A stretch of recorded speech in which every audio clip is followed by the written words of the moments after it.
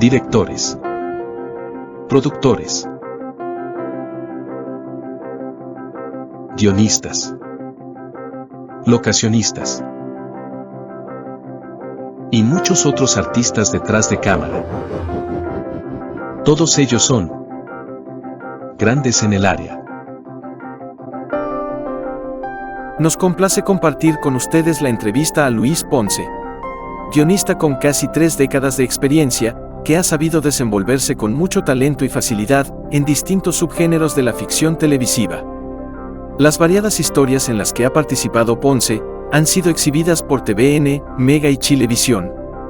Proyectos como Cuentos chilenos, La vida es una lotería, Bienvenida realidad, Casado con hijos, Algo habrán hecho, Eres mi tesoro, Amanda y Juegos de poder, tan diferentes uno de los otros, evidencian que el invitado es poseedor de una apreciada versatilidad que no es muy común de encontrar en la industria chilena. Pero conozcamos cómo fue que Luis Ponce pudo convertirse en el guionista que es hoy, en una época en que no existía una profesionalización para esta carrera. Mira, yo estudié periodismo, me titulé de periodista, trabajé como periodista después de hacer la práctica, un periodo, unos meses, cubriendo el Congreso Nacional. Yo soy de Viña y trabajaba en Valparaíso. Pero la verdad es que siempre me interesó la ficción, desde siempre. De hecho, yo llegué al periodismo como llega mucha gente al periodismo, que es en el fondo... Mira, yo salí del colegio, tenía 16 años, en esa época todavía uno se podía adelantar, te adelantaban algún curso y todo. Entré a la universidad con 16 años. Y yo quería estudiar en realidad cine, pero había salido recién la carrera en Santiago. Entonces fui donde mis papás y les dije, ¿saben? En realidad quiero estudiar cine, y me dijeron, ni cagando, o sea, por montones de razones, entre la plata, la edad, era muy chico, etcétera. Entonces ahí tuve que tomar la opción B, que es la que toma mucha gente que están interesados en la música y que están interesados en el deporte, pero no tienen o la habilidad o no se han acercado a ese mundo. Entonces te acercáis como tangencialmente en esa carrera que reúne a todos estos personajes, que es el periodismo. Entonces, por eso estudié periodismo. Era una carrera fácil. Paralelamente, de todas formas, lo que más me interesaba era la ficción, escribir, y el cine en general también. El cine y no tanto las series, porque en esa época las series todavía todavía no llegamos al pic que tiene la serie hoy. Entonces, sobre todo el cine era el lenguaje más donde están las mejores cosas. Trabajé un tiempo en el Congreso, que probablemente sea el periodo más infeliz que he tenido en mi vida en términos de trabajo, porque odiaba lo que hacía. Tenía que entrevistar parlamentarios, que era algo que no quería hacer. Pero paralelamente, en la universidad, yo tengo un viejo amigo, se llama Gonzalo Massa, que también es guionista, era compañero mío en el colegio, pero de otro curso, y coincidimos en la universidad, siguió estudiando en Santiago, y él se fue a la zona de contacto. Estaba en la zona de contacto, y él en algún momento me dijo, en realidad, vente para acá, te estáis perdiendo trabajando con corbata, todo peinado. Y empecé a colaborar en la zona de contacto.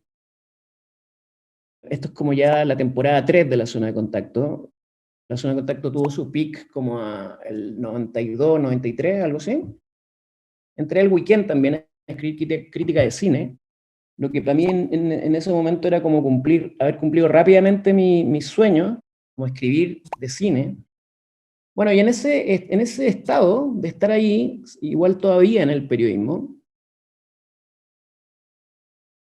estando en el Mercurio, de hecho, vi un artículo de una entrevista a Gonzalo Justiniano, donde contaba que estaba preparando una serie a partir de su película Susi, una serie que se llamaba Los enredos de Susi.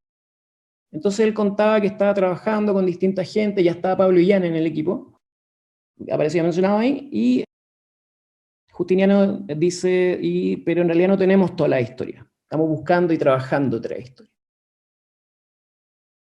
Yo tenía un guión en esa época, un guión de un corto, lo metí en un sobre, le metí una carta a Justiniano. Imagínate, yo era de Viña, vivía en esa época en Condel, en Providencia, con Gonzalo Massa y Francisco Ortega, que eventualmente también resultó ser un o sea, ya era un escritor, pero ahora es un escritor más conocido.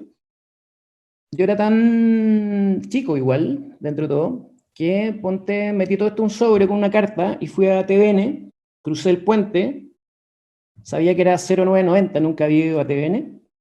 Se suponía que yo tenía que cruzar el puente y dejar la cuestión en un sobre. Pero cuando llevaba como 20 y tantos minutos caminando me di cuenta que estaba perdido. El punto es que ahí me devuelvo, lo dejé en un sobre con el guardia, el sobre, en la puerta, y me fui pensando esto puede que funcione o no, y funcionó. Me llamó una productora, me junté con Justiniano, le hice un pitch. El primer guión que escribí ahí fue con Francisco Ortega, de hecho, que es una historia de Susi con vampiro. Ahí estaba Gustavo Frías, que era en esa época uno de los pocos guionistas que habían de profesión en cine. Gustavo Frías escribió con Justiniano Susi. Y él era como el coordinador o jefe de guión, no escribía, pero supervisaba el proceso. Digamos que fue probablemente alguno de mis primeros mentores, de alguna forma, y terminé escribiendo 3 capítulos finalmente de esa serie. Y de ahí, en realidad, básicamente, como las producciones estas hay productores, actores, directores de arte, etcétera, los guiones funcionaron, y de ahí entonces alguien hacía otra cosa, y me llamaba, y yo hacía mi pitch, y de ahí seguí trabajando, hasta que básicamente solté todo lo que tenía que ver con periodismo, que en realidad nunca me gustó tanto, la verdad, honestamente. Si hay algo que no soporto es que le peguen a una mujer. Es como que se me revuelve el estómago, Marty.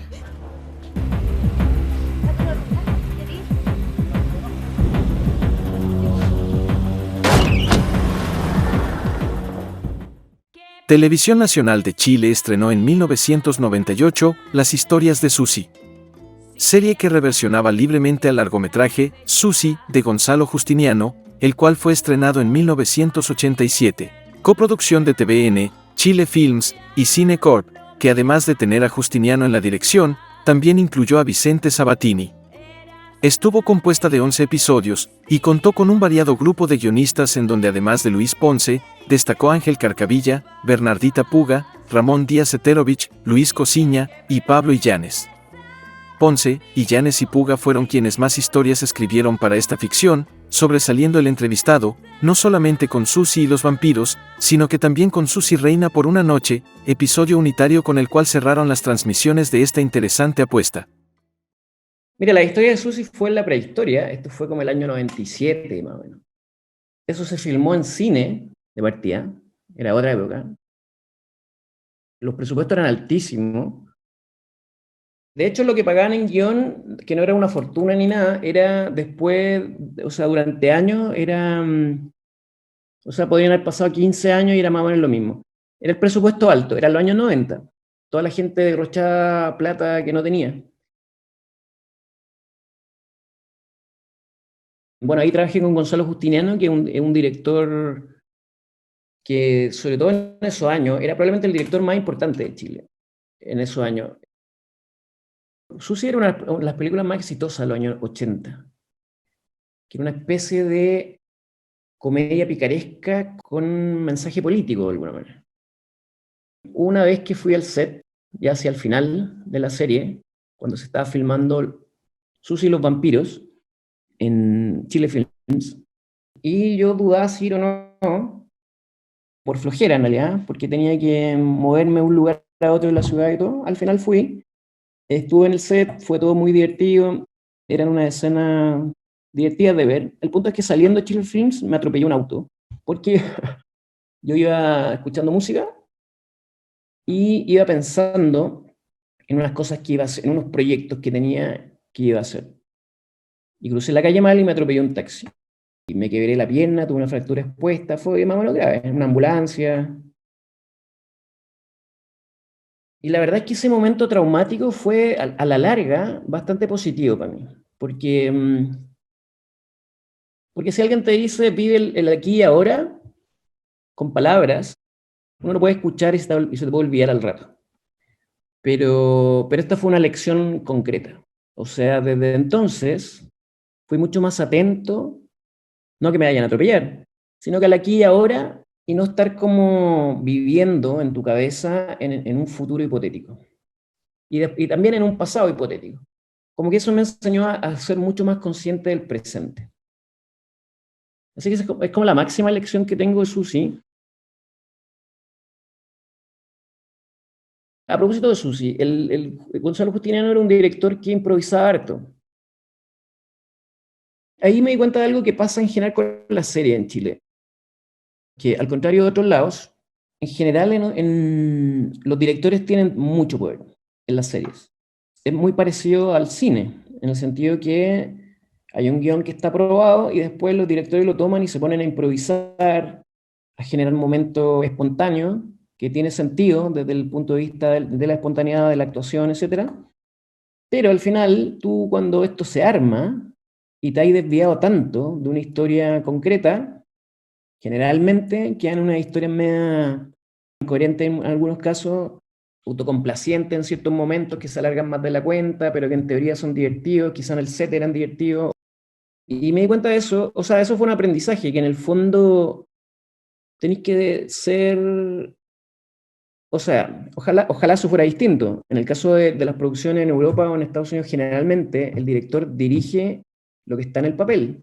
Y cualquier cambio tiene que ser aprobado por los guionistas y por los productores. Acá es distinto, en esa época era más, ahora todavía existe.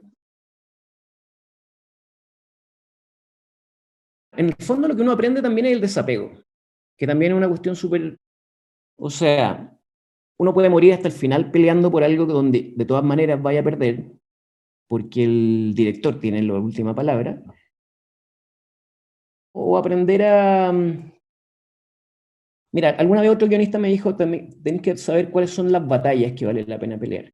Y también eso yo creo que es un consejo bastante importante, que asimilé en algún momento, porque uno no puede estar peleando hasta la última coma siempre. Básicamente porque es un desgaste y porque probablemente finalmente ni siquiera lográis un objetivo. Más bien puede que básicamente te echen y pongan a otro guionista que lo va a hacer igual.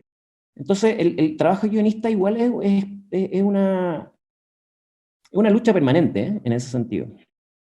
Y básicamente la única forma de que eso cambie sería como acumulando poder sobre, no poder como el poder de Darth Vader, pero poder en el sentido de poder, valga la redundancia, tener las decisiones finales en cómo se tiene que llevar a cabo algo. Fue un súper aprendizaje haber pasado por eso, de hecho, porque pasé de no haber escrito nunca algo a haber participado en estas 3 mini películas, que así eran en ese momento. Ahora puede abrir los ojos, Teresita.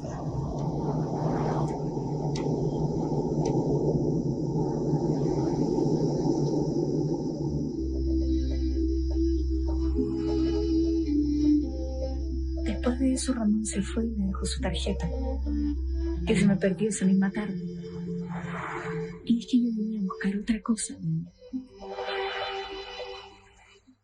Fue así como la carrera de guionista de Luis Ponce fue en alza, y en muy poco tiempo empezó a involucrarse en proyectos relacionados con el área cultural de la red estatal. Destacó la segunda temporada de la serie documental Los Patiperros, el cual es uno de los primeros programas de la televisión chilena que mostró la vida de compatriotas en otras latitudes del planeta. Y la galardonada Nuestro Siglo, emitida durante 1999, y que tuvo la conducción del periodista Bernardo de la Maza, donde alrededor de 8 episodios, se habló y expuso los acontecimientos históricos más trascendentales, ocurridos a nivel mundial como nacional, a puertas del siglo XXI. Sin embargo, otra de las tareas fundamentales que tuvo Ponce fue participar en Cuentos Chilenos, ciclo de películas para televisión, que transmitió TVN de forma intermitente, en un periodo de 5 años. Tuvo 3 temporadas, y Luis participó en las 2 primeras, adaptando para la pantalla chica novelas criollas clásicas, como Misa de Requiem, y Gracia y el forastero de Guillermo Blanco, El niño que enloqueció de amor de Eduardo Barrios, y La chica del crillón de Joaquín Edwards Bello. Estas 3 cosas que tú mencionas las dirigió Alberto Daiber, que era es un médico que animaba unos programas de salud y que también en algún minuto incursionó en el cine. En el cine y después en la serie, en la ficción. Entonces, esto fue trabajando con él. El guión sí, en estos 3 casos fueron filmados, esto también era cine, fueron filmados irregularmente, o sea, alguno fue más fiel al guión, otro menos. Gracias al forastero fue menos. Gracias al forastero es como una novela corta, ¿no? Pero lo que pasa es que era bien de su época. Si tú lo hacías en la época actual, había mucho que cambiar.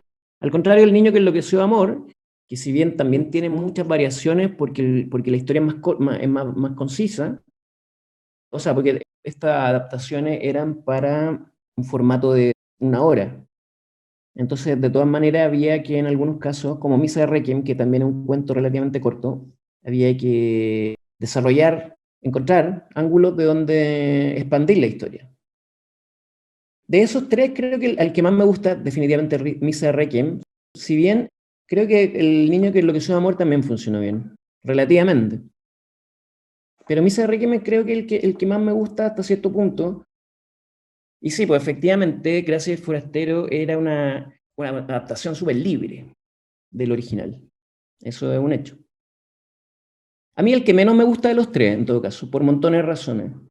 La chica del crillón funcionó relativamente bien, aunque yo la otra vez lo vi, creo que el 18 lo dieron de nuevo y solo veía los errores que yo había cometido y que habían quedado en pantalla.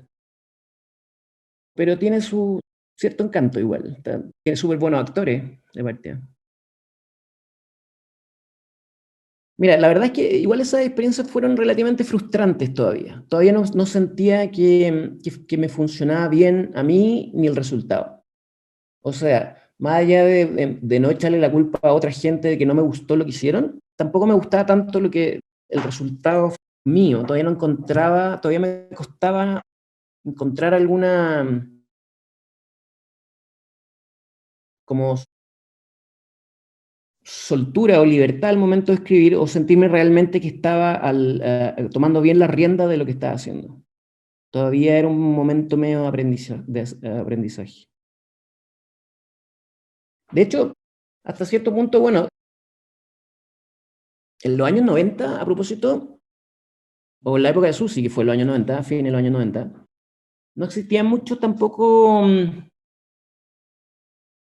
sea, no existía una formación de guión formal, digamos, valga nuevamente la redundancia. Tampoco existían muchos libros. Yo tenía un par de libros, no sé, hay uno que escribió William Goldman, pero básicamente son anécdotas de cine. Había otro de Carrier, que otro guionista, también eran medio vagos, pero no existía ni Robert McKee, ni Sid Field, o existían, pero todavía a un nivel medio subterráneo. No existían carreras tampoco. Entonces, por eso los mentores como personas con las que uno podía trabajar eran una fuente de, por lo menos, sabiduría del oficio, de que te contaban cómo ellos habían descubierto herramientas. Entonces, había algo de eso también, como de que en el fondo uno tenía que ser autodidacta. Tenías que tú mismo ir encontrando técnicas. Todavía, o sea, siempre han existido algunos libros de dramaturgia medio perdidos por ahí, pero en el fondo herramientas como las que existen hoy, donde tenéis desde cientos de libros a cientos de canales de YouTube, era muy distinto. Entonces todavía era una etapa medio temprana. Vamos. La última energía. Ahora. 1, 9, 13, 21. 15, 20, 29. ¡Sube 4! Comenzando el año 2000, Luis Ponce siguió ligado a la ficción más alternativa de televisión nacional, que no tenía relación con las telenovelas que exhibían y con muchísima repercusión. El guionista y ahora experiodista formó parte del equipo de La vida es una lotería, serie de unitarios, producida por Rivas y Rivas, y que tuvo al ahora político Marco Enrique Sominami en calidad de showrunner. Cada episodio fue protagonizado por múltiples actores y consistieron en historias inspiradas en casos reales de ganadores del popular juego de azar Keno. Salado y confitado, Desesperadamente buscando a Tiño, La mujer de Samuel, 300 millones para Gerson, El secreto de Mónica, y Ricardo Cuevas el único ganador, fueron algunos de los unitarios que escribió Ponce en los primeros ciclos de esta ficción, transmitida los martes por TVN, donde no solamente trabajó bajo las órdenes de Meo, sino que también de Ricardo Vicuña. Exactamente no me acuerdo cómo fue. Pero bueno, todo esto era Marco Enrique, el candidato sempiterno.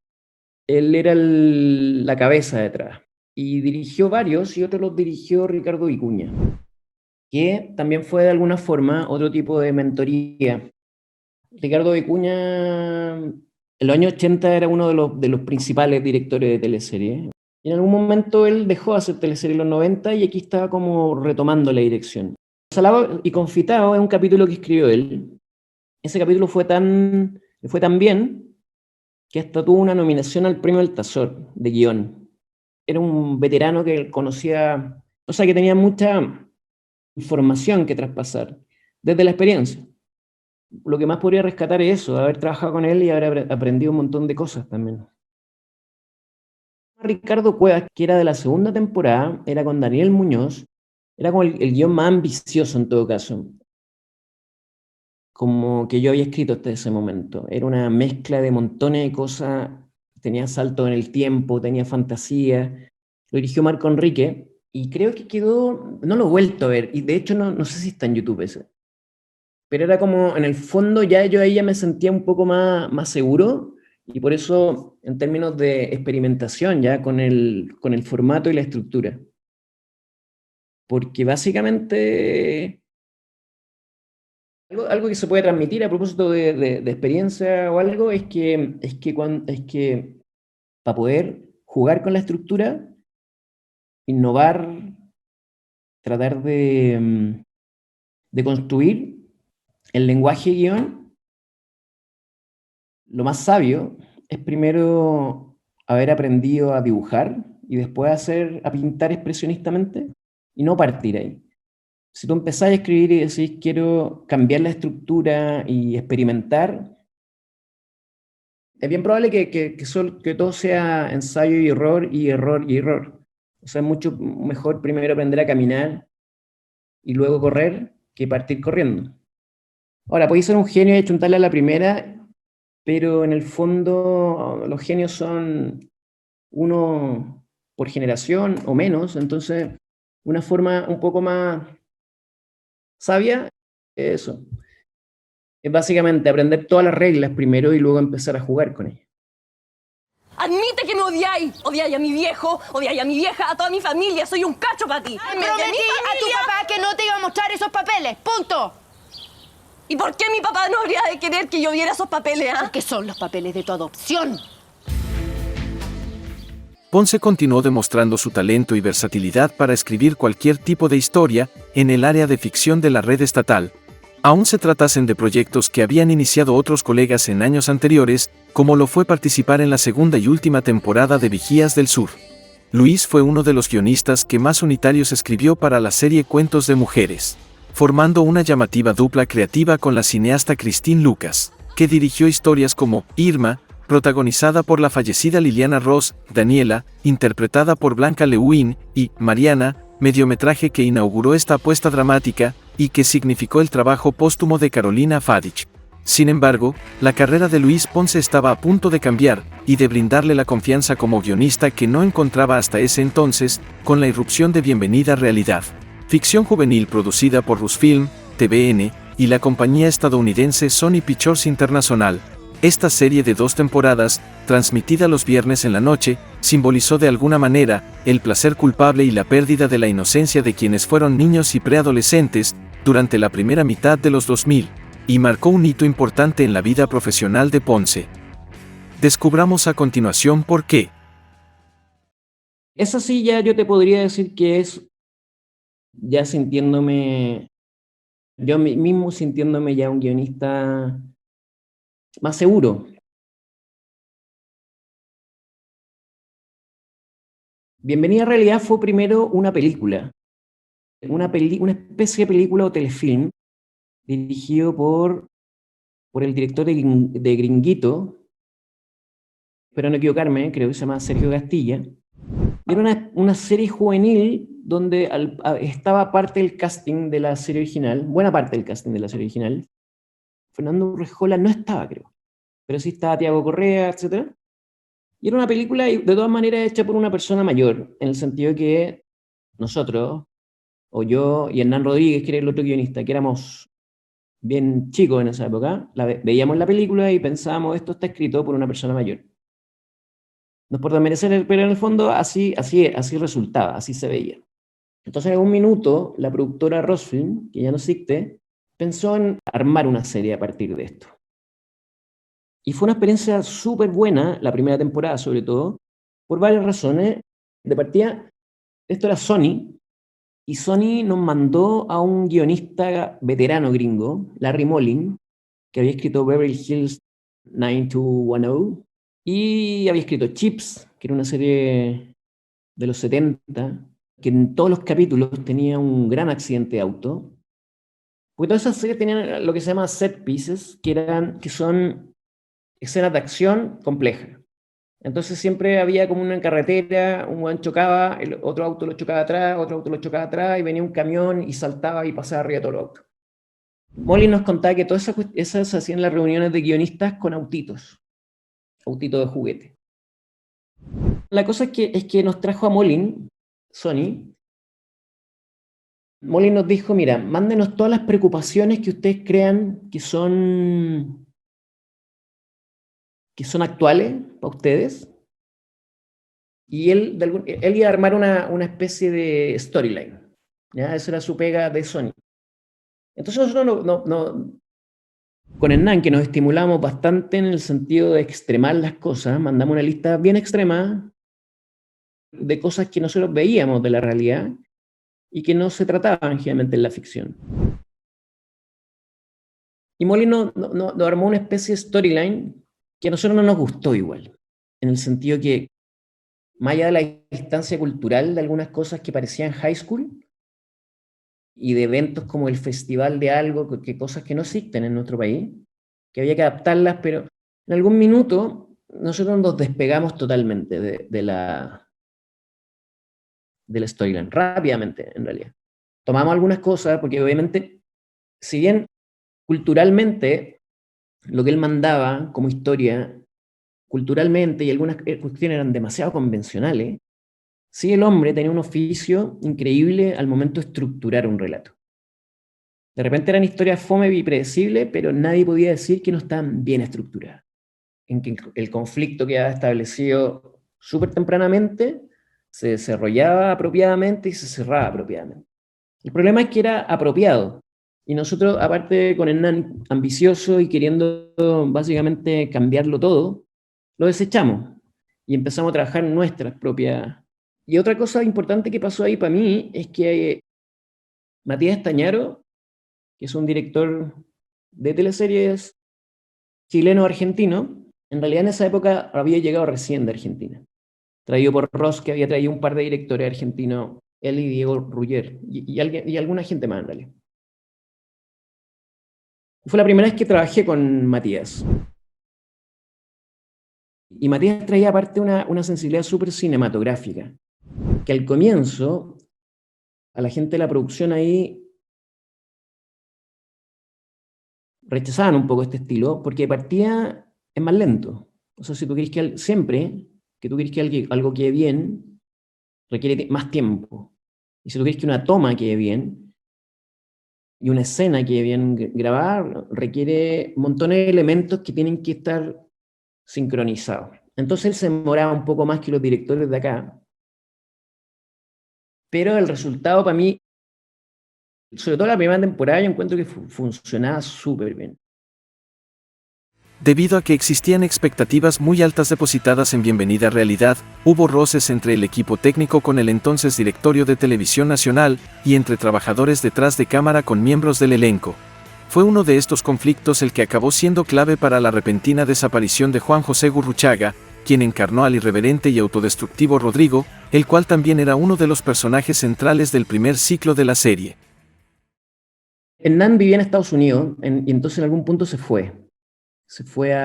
volvió a Los Ángeles, y ahí me quedé solo con la serie. Hernán escribió conmigo hasta el capítulo 5 o 4. Y de ahí la terminé yo. Y pasaron un montón de cosas. Había un personaje que de este actor era más bien conductor. Él era uno de los protagonistas de la serie. En algún punto me llaman los productores, Juan Harting, me dice que habían desavenencias con el actor y que en el fondo el personaje tenía que morir. Y la verdad es que ya el personaje estaba proyectado, era uno de los más, aparte era uno de los personajes más intensos, con más contradicciones, más desagradable y al mismo tiempo querible, por lo menos para mí. Bueno, al comienzo dije que no había que matarlo, etc. Pero después, bueno, básicamente, de todas formas, la decisión estaba tomada, el actor iba a morir, y tenía las opciones de que se fuera a un viaje, o que la historia tomara un giro. Y la verdad, considerando, y probablemente esto empalma con cuando me atropelló este taxi cruzando la calle, pensé, bueno, estas cosas pasan, es decir, es imprevisto. Mira, yo no sé si quedó bien, súper bien o mal, pero en el fondo, nunca se anunció que el personaje iba a morir, no estaba diseñado así. Y si hubiera estado diseñado así, es bien probable que hubieran habido pistas o foreshadowing o alguna forma de anticiparse o casi que justificarlo, que le pasó por esto, el destino. Y la verdad es que ocurrió de repente, ¿no? O quizás yo me convencí de que podía hacerlo bien, considerando que en la vida ocurren accidentes. El asunto es que me convencieron también diciendo, ¿sabes qué? Podemos hacer un accidente súper bueno. Tenemos un doble que puede volar arriba del auto, que era el parabrisas. Y dije, ya bueno, démosle. Y así fue como murió este personaje en la mitad de la serie. Yo no sé qué desavenencias hubieron en realidad a propósito de como el chisme concreto, pero esas cosas pasan y eventualmente se rompió la relación con los productores y los productores dijeron, él se va a ir y encuentra una forma de que se vaya. Obviamente, claro, me voy de viaje, intercambio, no es la opción más dramática. De hecho, yo creo que se echó un poco de menos en algún punto. Ahí apareció Íñigo Urrutia después, ocupando de alguna manera su lugar. Que era bastante bueno también. Era otro personaje. A mí hay un capítulo que es como de aborto, que si bien tiene una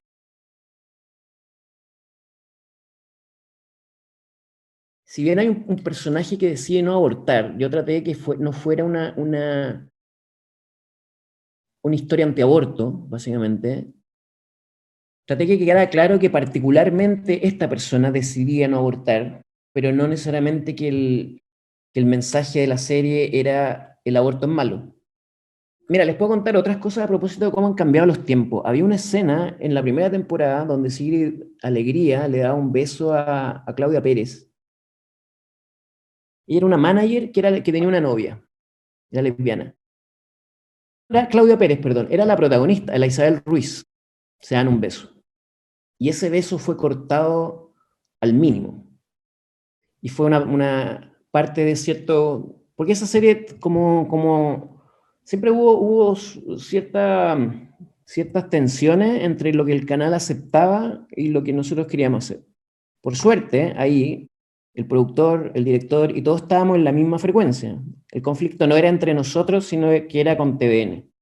Entonces, esa escena del beso, que aparte era un beso súper casto a los estándares de hoy, y que hoy en día probablemente hubiera sido anunciado en los avances, y que hubiera durado 30 segundos con música, en el caso de ahí, de ese año, que fue el 2005, creo, fue cortado al máximo. Tal como lo pueden comprobar en algunos de nuestros videos publicados, muchas series han sido transmitidas por canales de televisión criollos. Pero muy pocas han tenido la fortuna de contar con una segunda temporada confirmada, y especialmente, cuando todavía no termina de emitirse la primera. Sin embargo, lo que parecía una buena noticia para todo el equipo que había llevado a la pantalla chica Bienvenida Realidad, no se tradujo en buenos resultados para sus guionistas, que vieron cómo las historias y los personajes que crearon empezaron a escaparse de su control, por decisiones de terceros. lo que terminó por convertir al segundo ciclo de la serie juvenil en la sombra de lo conseguido en su primera entrega. Yo había terminado la temporada 1, Hernán volvió a Estados Unidos y nos dice la producción, vamos a hacer una temporada 2 ahora mismo. Y pasó, bueno, tuvimos desavenencias económicas. Básicamente no es como por ambición, o sea, la ambición en términos de cobrar por lo que uno hace no tiene nada de malo, pero básicamente lo que ocurrió es que el contrato que teníamos con Sony era en dólares y el dólar se pegó una bajada estrepitosa. Imagínate que baja a 200 pesos el dólar. Aquí fue lo que pasó más o menos. Entonces, y el sueldo era el mismo. Entonces, nosotros íbamos a hacer una segunda temporada por algo y íbamos a ganar como el 70% de lo que ganábamos antes. Entonces, empezamos ahí una negociación y en algún minuto la negociación se cortó y la producción decidió traer nuevos guionistas, que era Julio Rojas y su equipo. Entonces, ellos hicieron como los primeros 5 capítulos y el capítulo 1, que era la continuación del cliffhanger de la temporada 1, nunca se hizo. Era como, después lo vamos a resolver. Que eso termina en que el papá desaparecido de Gloria toca su puerta y está vivo. La cuestión es que yo tenía alguna idea de cómo resolverlo, pero quedé fuera. Entonces llegó este nuevo equipo y empezaron a hacer una serie propia, de alguna manera, y sin siquiera retomar esa historia. Era como, ya, después nos vamos a preocupar de qué pasó con el papá, lo único que sabemos es que se tiene que ir dentro de un capítulo. En cierto punto nos volvieron a llamar, a mí y a Hernán, básicamente aceptando lo que nosotros pedíamos, etcétera, y era como, retomen la serie y hagan un capítulo 1. Pero entonces la serie, la segunda temporada, es una especie de híbrido muy extraño, porque hay unos primeros capítulos que fueron escritos por otra gente, con otro punto de vista, mejor o peor, pero en el fondo distinto. Los personajes, para mí, algunos eran distintos a como yo los veía. Y como desde el capítulo 7 se retomó, y hacia el final, de hecho yo quedé solo nuevamente, y al final tuve que resolver el capítulo 1, que quedó, creo, mal, finalmente. Y como, es que yo tenía ideas distintas que nunca se aceptaron también. Entonces finalmente quedó este híbrido, donde el papá toca la puerta, el papá había desaparecido en un accidente. La verdad es que siempre esto pintaba a alguna especie de secreto mayor. Finalmente el papá golpea la puerta y decía, o sea, él había sobrevivido a un accidente y básicamente había enloquecido, esa era la historia. Había enloquecido, se había perdido, llegaba diciendo que era parte de una conspiración, pero en realidad eran delirios psicóticos del personaje, y finalmente desaparecía sin ninguna elegancia de la historia. Y después venía un capítulo 2 que había sido escrito meses antes por otra gente. Entonces estaba más o menos condenada esa segunda temporada a ser definitivamente incoherente. Temporada 3, en su minuto no se habló. Porque en realidad no había sido una gran experiencia la segunda temporada. Pero después la serie se adaptó y se hizo en México, porque tiene montones de capítulos, pero tomaron muy pocos elementos, entre otros el título, una adaptación mexicana. Parece que sale en los créditos Larry Mollin, finalmente este gringo que era como el consultor de guión. Bienvenida en realidad es una propiedad de Sony, y yo tenía un contrato con Rosfilm, y si bien los derechos de autor son inalienables y todo, finalmente tampoco me preocupa tanto porque por lo que entiendo, no me he metido profundamente, pero por lo que entiendo, la serie no se parece mucho. Tiene el título y tiene algunos elementos, pero esas historias que nosotros creamos, como lo que te cuento el aborto, no está ahí. Entonces tampoco siento, en ese caso, tampoco siento como que me hubieran despojado de algo. Lo que pasa es que yo soy la nani, ¿me entiendes? A mí me pagan para esto, para vigilar a los niños. Esta es mi pega. Cuando venga la Cata, no le hacen ninguna pregunta, ya ningún escándalo, nada. Déjenla que se exprese con naturalidad, ¿entienden? ¿Qué te dijo? ¿Qué le dijiste? Cuéntame todo. Entre el 2004 y 2005, Luis Ponce incursionó en un formato poco indagado en la televisión chilena, como lo es la animación. En este caso, se trató de recordadas series infantiles, como Villa Dulce y Pulentos, exhibidas por Canal 13, y que tuvieron en común al entrevistado como uno de sus guionistas, junto a Francisco Bobadilla. En esa misma época, comenzó a ser más frecuente que la pantalla chica nacional presentara comedias de situaciones que consistían en adaptaciones de reconocidos programas estadounidenses. Los pioneros en esta moda fueron Loco por Ti, de TVN, y La Nani, de Mega. Precisamente en esta última serie, producida por la extinta Rusfilm, estuvo involucrado Ponce, marcando otro hito en su carrera, que le abrió las puertas a todo lo que implica adaptar textos extranjeros a la idiosincrasia chilena, y lo complejo que puede ser la misión de hacer reír a los televidentes. Bueno, eso lo adaptamos juntos. De hecho, cuando surgió La Nani, yo conocí a la Luz ahí, en una reunión, un almuerzo probablemente, que era, les quiero encargar a ustedes dos que adapten La Nani. Entonces empezamos una relación laboral que dura hasta hoy. O sea, ahora mismo no estamos necesariamente trabajando, pero sí estamos en contacto siempre y con proyectos. O sea, sí vamos a volver a trabajar definitivamente. Y ese es otro proyecto de Sony. Rusfilm tenía este acuerdo con Sony, porque La Nani es un producto de Sony, una marca de Sony, lo mismo que Casado con Hijos. El resultado final es una mezcla entre lo que nosotros diseñamos y el input de la productora y de Mega. Porque el humor ahí es bastante familiar, podríamos decir, y un poco grueso en términos de actuaciones, de tono. Y eso es parte como de cómo lo que está en el texto y cómo finalmente se traduce en el resultado, porque es una mezcla de gustos y de inputs. Entonces nosotros, la historia que creamos, más el tono que le puso el director, más el tono que le pusieron los actores, el resultado final es esta Nani. A esa Nani le fue tan bien, relativamente, que de hecho nosotros adaptamos los capítulos, al contrario que Casado con Hijos, donde buena parte de los capítulos son totalmente originales. Pero acá eran en su mayoría adaptados, y la serie le fue tan bien que se nos acabaron los capítulos de la serie original, y Sony nos mandó guiones rusos, porque en Rusia habían adaptado La Nani también, al igual que en Montón Helado, y habían escrito guiones originales. Entonces, en el fondo, como el acuerdo era adaptación y no original, Sony nos mandó guiones rusos. Algunos eran bien divertidos, dentro de todo. No tanto como la primera temporada original de La Nani o la segunda, que eran los mejores.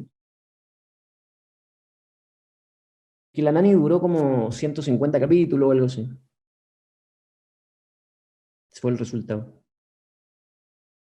¡Ya, el papá que vende más zapatos! Sí, el papá. Con que ustedes creen que no soy capaz de ganármelo, ¿no? No.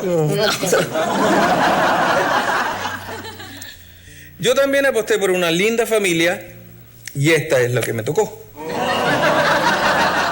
Voy a ganar ese concurso y le voy a mostrar al mundo que aún sigo siendo un ganador.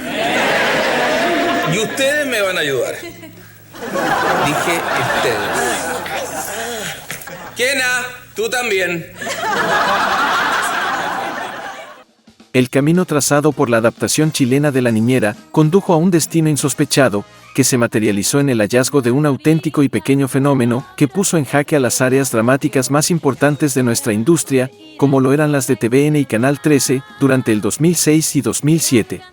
Nos referimos a Casado con Hijos. Versión criolla de la serie norteamericana Matrimonio con Hijos, que tuvo muchísimo éxito. El talento y la agudeza de Luis Ponce y Luz Croxatto, para anclar las problemáticas y desventuras de este peculiar grupo familiar en la realidad de la clase media chilena, fue clave para la buena acogida que obtuvo la ficción, que incluso regresó durante el año 2023, con una nueva temporada compuesta por guiones completamente originales.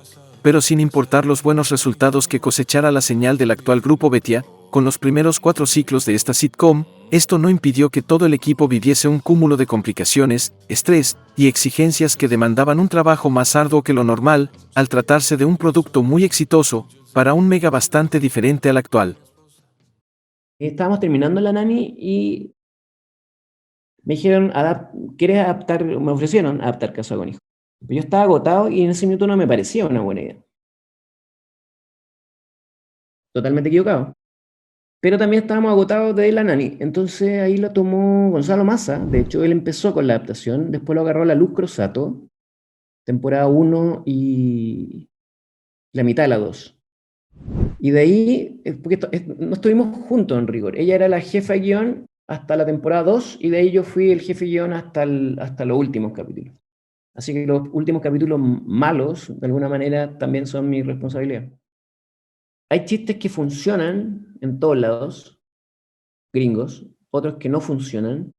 Bueno, hay veces que tú tenés que sacrificar un montón de cosas que tú decís simplemente esto no funciona. Y en otros casos tenés que encontrar equivalencias, incluso dentro de la mecánica de un chiste. O sea, si el remate de un chiste elude algo que no tiene nada que ver con nosotros, pero tú más o menos cachai, el chiste es bueno igual, y tú cachai a qué está apuntando, podéis buscar la forma de reemplazar eso por algo cercano. Lo que pasa en Casado con Hijos pasó que en cierto punto, a pesar que por contrato tuve un capítulo de Casado con Hijos y dice escrita por un par de escritores norteamericanos, y luego dice adaptado, en general, desde la temporada 2 y sobre todo la 3 en adelante, la mayoría de los capítulos son originales o en buena parte originales. Y por contrato aparecía igual escrito por Jeremy no sé cuánto, y en muchos casos no había nada. En muchos casos eran capítulos creados de cero. Pero por contrato aparece el nombre de alguien, pero si tú lo buscáis en relación a la serie original, no existen. Porque esta serie igual fue una carnicería en términos de producción. Se producían muchísimos capítulos, se intentaba grabar uno al día, que puede sonar razonable, pero es una locura.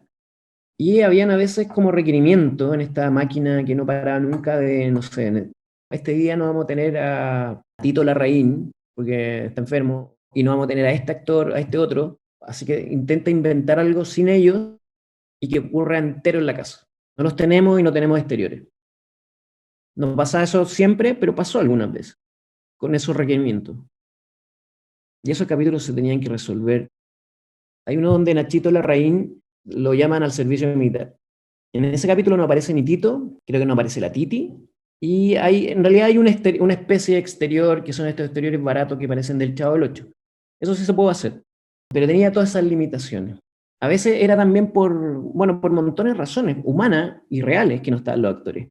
Porque esto era una máquina tal que en algún minuto alguien no podía estar, ya sea porque se enfermaba o porque le tocaban vacaciones, o porque, no sé, la vida misma. Entonces,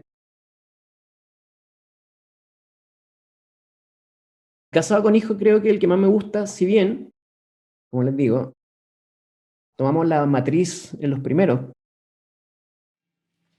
¿Por qué estamos aquí, Manuel? Porque aquí, bajo la Catedral de Valparaíso, en esta ánfora, se conserva el corazón de Portales.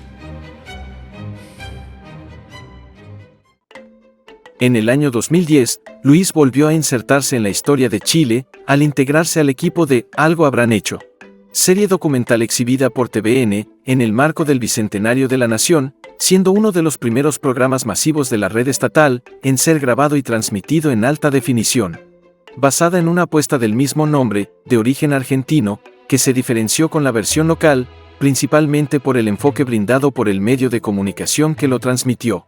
Es hasta el día de hoy el último reencuentro que ha tenido Luis Ponce con la historia de nuestro país en calidad de guionista, junto con algunos unitarios que escribió para la primera temporada de 12 días que estremecieron Chile, de Chilevisión. Me manejo súper bien en la historia de Chile gracias a estos programas. Yo podría decir que tuve unos cursos de lujo con esta gente. No solo en las conversaciones, sino que en los papers y libros que uno tenía que leer, destilar y a partir de eso armar un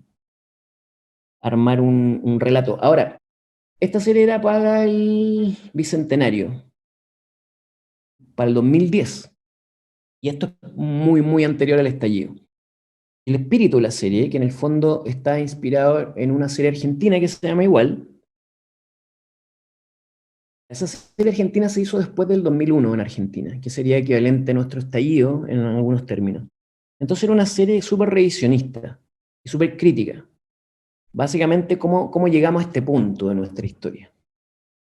TVN compró esta serie que había sido un éxito, pero ellos querían un enfoque distinto, celebrar nuestro bicentenario, pero obviamente con luces y sombra, pero encontrando una especie de equilibrio entre medio. Y entonces, en ese sentido, siempre hubo una lucha, pero no en mala onda, sino que en términos de argumentos. Esto se carga demasiado a un lado, pero tú tenías que encontrar los argumentos para justificar de que no hay otra forma, salvo maquillar la verdad, de que esto fuera así. Entonces, súper entretenido en realidad. O sea, ese tipo de luchas son las mejores, las que tienen que ver no con demostraciones de poder, sino que con las mejores ideas triunfen, finalmente. Ahora, la serie, de todas maneras, no es la misma serie que se hubiera hecho hoy en día, en términos de si hubiera sido por mí y por los otros escritores. La Luz también estuvo en esa serie en algún momento, pero yo escribí la gran mayoría de los capítulos. No sé si hubiera sido por mí, en realidad la serie definitivamente hubiera sido más revisionista. Pero dentro de todo lo que hay, creo que igual fue un triunfo en ese momento.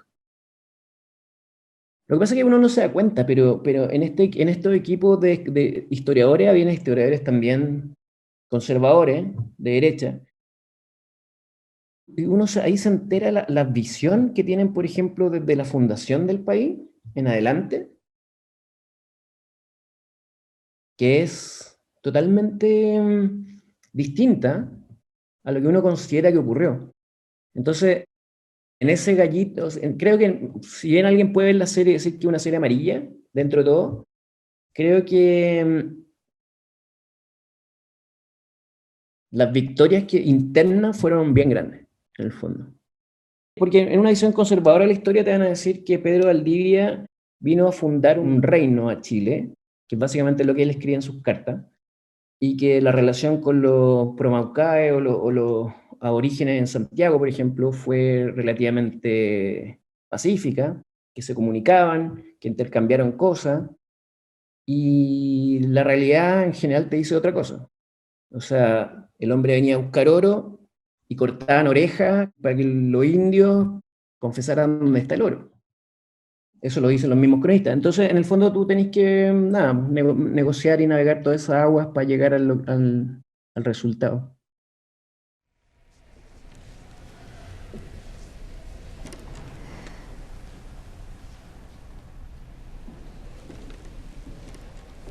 ¿Vamos?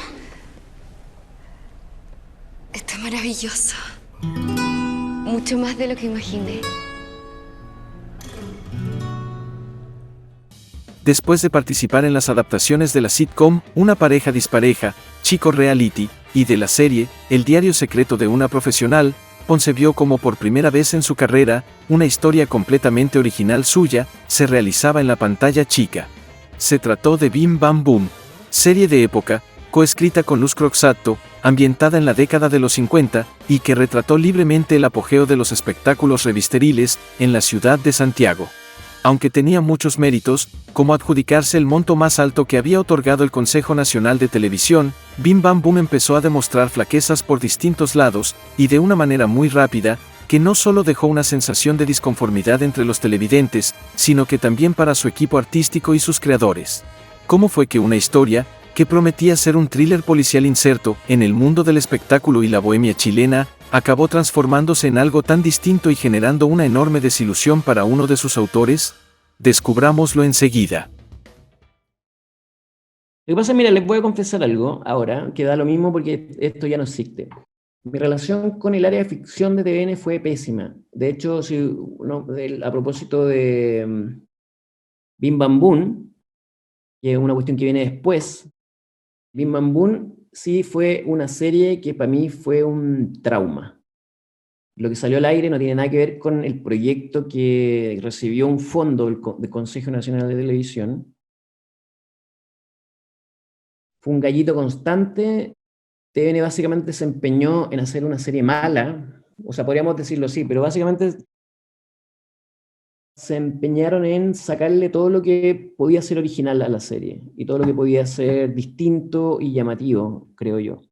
Y no solo eso, sino que después, cuando la serie ya se grabó, el productor ahí de TVN agarró el capítulo 1 y 2 y los juntó en uno para que corra.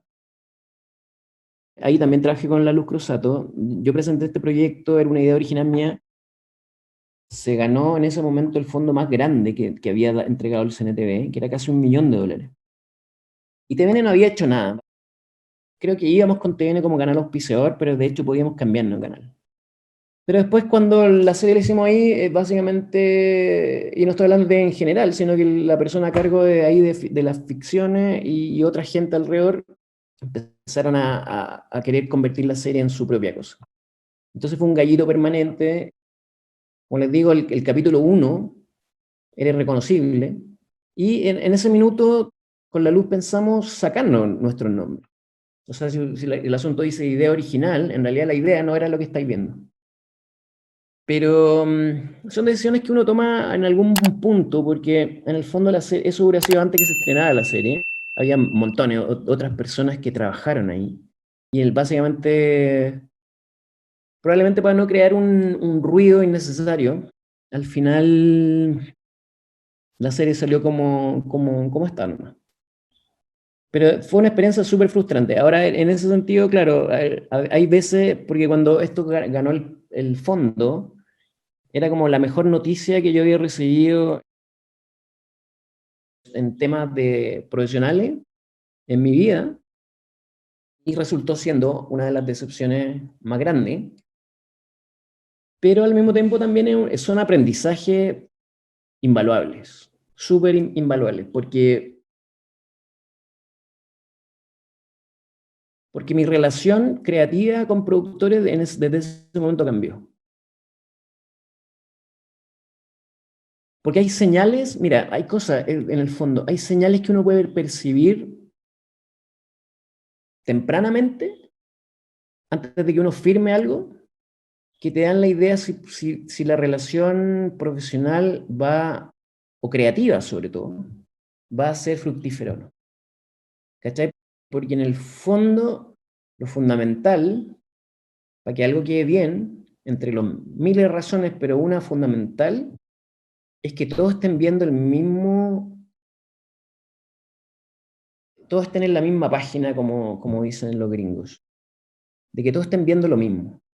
Si tú tenías una persona que toma decisiones importantes que está viendo otra cosa, el resultado muy rara vez va a ser bueno. Porque va a quedar un camello, un dromedario.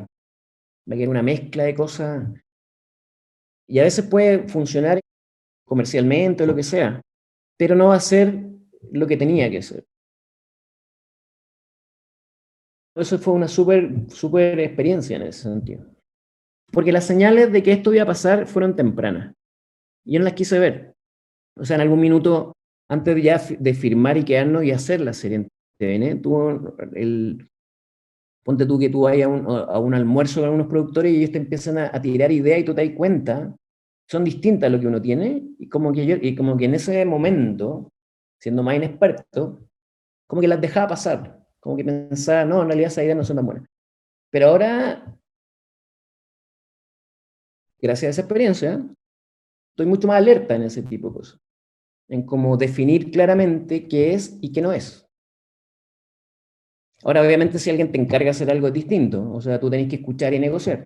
Pero cuando la idea es tuya y tú tenés claro y sabés por qué funciona y por qué no funciona, tenés que establecer esos márgenes súper concretamente. Siempre abierto a escuchar ideas buenas, por supuesto. Pero si alguien te llega y tú decís quiero hacer un western y el otro llega ya, ¿y por qué no le metemos ciencia ficción? Es cuando está en problema. ¿Tú crees que yo soy tu nana? Diego, por favor, la nanita Marita ya no está. Y las niñitas necesitan comprensión, cariño, tiempo. Mira, tú eres la persona más indicada para entender. Ya está bien. Sí, tienes razón, yo le puedo entregar todo eso. Pero fuiste tú la que me pediste que me fuera a la casa. Tú te quisiste separar de mí. Entonces ahora, hazte cargo. Pero Diego, por favor, escúchame. Yo tengo que viajar, sea como sea. Aquí Mando Yo consistió en una telenovela vespertina, transmitida por TVN en el segundo semestre de 2011. Esta comedia romántica con un enfoque familiar, original de Daniela Castaño, elevó la sintonía que promediaban los melodramas de la red estatal en aquellos años, después de un periodo en que se apostó de manera seguida por el thriller policial, en el horario de las 20 horas. Luego de escribir muchas series, unitarios y sitcoms, Luis Ponce tuvo la oportunidad de participar en la primera teleserie de toda su carrera como guionista, siendo un género de ficción al que había evitado anteriormente, hasta que las decisiones de ejecutivos lo llevaron a estar inserto en lo que sería el inicio de su hasta ahora breve, pero intenso paso por las telenovelas nacionales. Aquí mando yo, en realidad era una idea que tenía el área dramática de TVN de hacer un sitcom. Originalmente la idea era hagamos un sitcom. Básicamente porque Casado con Hijo había sido un éxito y la idea que tienen en general todos los productores hasta el día de hoy es que un sitcom es un formato barato y rápido de resolver y que puede ser más exitoso en una teleserie. Que era la idea en ese momento. O sea, en TVN pensaron, podemos programar nuestro propio sitcom. En la marcha se decidió que fuera una teleserie comedia. En esa época, TVN había perdido el horario. Estaba ganando el 13. Y Mega no ganaba con Casado con Hijo, pero les pisaba los talones y cada capítulo costaba muchísimo menos. Entonces, en ese momento TVN estaba como en una encrucijada. Y se armó un equipo ahí. Yo llegué con la Luz Crosato, que en algún minuto salió del proyecto. Y estaba yo, después llegó Rodrigo Bastía con Rodrigo Muñoz y Elena Muñoz, a quienes yo no conocía en esa época, y finalmente llegó Daniela Castaño. Y con eso se terminó armando un equipo. Cuando se decidió que fuera una teleserie, llegó Daniela Castaño. Y la verdad es que el proceso fue un placer, nos llevábamos muy bien. Yo, en todo caso, era un escritor contratado. Obviamente hay un montón de cosas ahí que son mías, porque nos reuníamos y escaleteábamos. Pero en el fondo la rienda la llevaba la Daniela Castaño, la reunión, el estrés lo llevaba ella. ¿Qué es lo que pasa cuando uno dirige un equipo? Que es básicamente escribir más todas esas relaciones políticas y reuniones y presiones de todo tipo. Pero fue un placer, fue un híbrido también. La Dani no encamina, yo nunca había escrito una teleserie. De hecho, yo no diría que aprendí a escribir teleserie ahí, porque todavía lo que yo escribía, Bastías tampoco, ni Elena Muñoz nunca habían escrito una teleserie tampoco. Entonces todos nosotros éramos como... La Dani Castaño era la que nos encauzaba en dirección a una teleserie. Porque cada uno de nosotros tenía ideas distintas, estilos distintos. La teleserie, de todas maneras, era una comedia. No había tanto en juego en general, entonces tampoco tenía que estar generando giros todo el rato. Los giros eran a veces generalmente de comedia. La teleserie fue súper bien en su minuto, nos sorprendió a todos.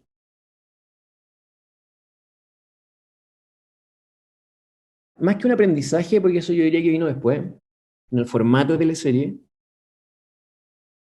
fue una entrada al género. Hay algo que les puedo decir a propósito de teleseries después. Yo, como ya hablamos, ya había escrito harto. Y pensaba que las teleseries eran una extensión del guión, es decir, si yo he escrito sitcom y he escrito series, puedo escribir una teleserie sin problema. Me di cuenta después que había montones de reglas que yo no conocía, probablemente por arrogancia de pensar, bueno, yo he escrito tanto, por lo tanto este formato me va a resultar llegar y hacer, y no, hay montones de reglas de todo tipo, conocimiento básico que uno tiene que tener, que es fundamental. ¿Escuchas eso? Sí, ese. El corazón de tu hijo. ¿Viste, mi amor? ¿Viste que ahora tenía una razón muy importante para seguir luchando? Ese es el sonido del corazón de tu otro hijo. Julieta, vas a tener mellizos. Vas a ser mamá de 2 hijos. ¡Felicitaciones! En el 2015, Mega, ahora con una nueva área dramática, conformada en su mayoría por extrabajadores de Televisión Nacional de Chile, estrenó Eres mi tesoro, primera teleserie de las 15 horas de la señal del Grupo Betia, basada en una idea original del guionista Youssef Rumi, que fue grabada en su totalidad durante el 2014, y con el título provisorio de Julieta, mismo nombre que la protagonista interpretada por María José Bello. Siendo su segunda experiencia en una telenovela, Ponce adquirió la responsabilidad de asumir la jefatura de guiones del equipo de esta ficción. Aunque ya se había encargado de adaptar historias ajenas o de extender ideas de otros, esta misión no fue una tarea sencilla, pero pudo salir adelante junto a todo el equipo de libretistas y hasta incorporar elementos y giros dramáticos a una telenovela que partió mucho más lumínica a como terminó, y que de alguna forma incluiría en sus futuros trabajos. Se llamaba El Milagro de Lupita. Y era una creación de Youssef Rumi.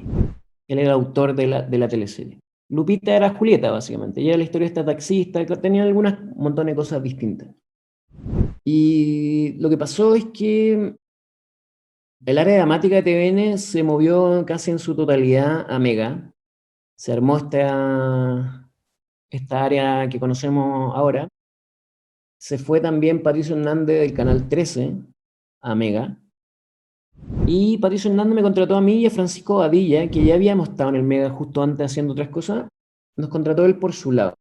Y la Kena se había llevado a algunos escritores y se había llevado a Youssef Rumi también, que tenía esta idea. Y nosotros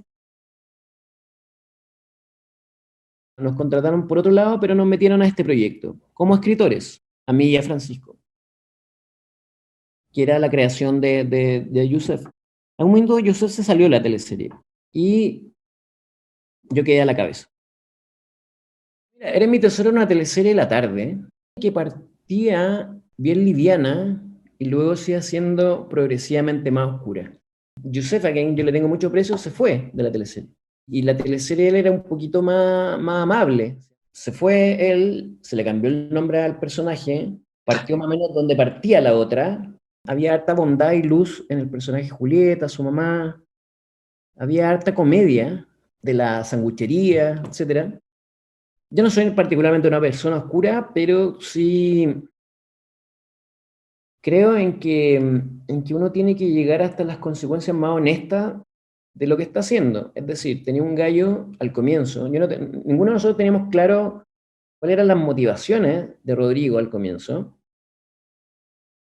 Esta cosa la inventó Youssef, era parte de él, de que chantajeaba a su amigo. Pero las razones, los motivos no estaban definidos, era el villano. Había que definirlo en el camino. Entonces, en el proceso, tú vas dándole motivación a este personaje. Y claro, al final, si tú tratas de ser llegar hasta las últimas consecuencias de por qué alguien hace algo y tú decís, este es el villano, tratáis de encontrar razones de villanos de verdad. O sea, eso es lo que me pasa a mí, en el fondo. Encuentro que si estaba haciendo todo por dinero, no era aprovechar al máximo este drama. Entonces, eventualmente sí pasó algo bien heavy, y era que es cuando se descubre que este hombre es su hermano, y que se casó con su hermana. Eso sí que en el fondo es una idea aberrante, un poco, pero que finalmente era la consecuencia más lógica de todo. Me acuerdo que esa idea de hecho se le ocurrió a Francisco Badilla, cuando estábamos hablando de que Rodrigo podría ser hermano y se había casado con su hermana. Fue Francisco el que básicamente nos convenció a todos. Porque la idea era aberrante, como que te da miedo, y la verdad, todas estas historias de hermanos, que es un clásico del melodrama, siempre se resuelven con que no eran hermanos. Entonces siempre es una cobardía finalmente, como que tiráis este conflicto y luego todo queda igual. Y acá pensamos, bueno, si este es el villano y es capaz de hacer cualquier cosa por destruir a su hermano, el que se case con su hermana es parte de esos actos horribles. Y la verdad es que en ese sentido no tuvimos problema, no hubo ningún problema, creo, de censura. O sea, nunca tuvimos, porque igual éramos conscientes que era el horario de la tarde, tampoco nos podíamos pasar tanto. Eres mi tesoro, dentro de todo, igual fue una experiencia súper traumática para mí, porque si bien yo pasé de ser un escritor a ser el jefe de guión, fue una experiencia con harta presión. Yo recién trabajaba con la Kena Rencoré, teníamos montones de ideas distintas. Yo peleaba harto por mi idea, a veces ganaba yo, a veces ganaba ella. Básicamente, yo creo que buena parte era que yo no me adaptaba bien y me sentía cómodo. Y luego tengo que reconocer algo, no me gustaban las teleseries. Y prefería no escribir teleseries, y de algún momento me sentía, cuando estaba en Ross, por ejemplo, me sentía feliz de no escribir teleseries. Me sentía feliz prefiriendo hacer sitcom o unitarios o ficciones que a mí me parecían más entretenidas e incluso más valiosas.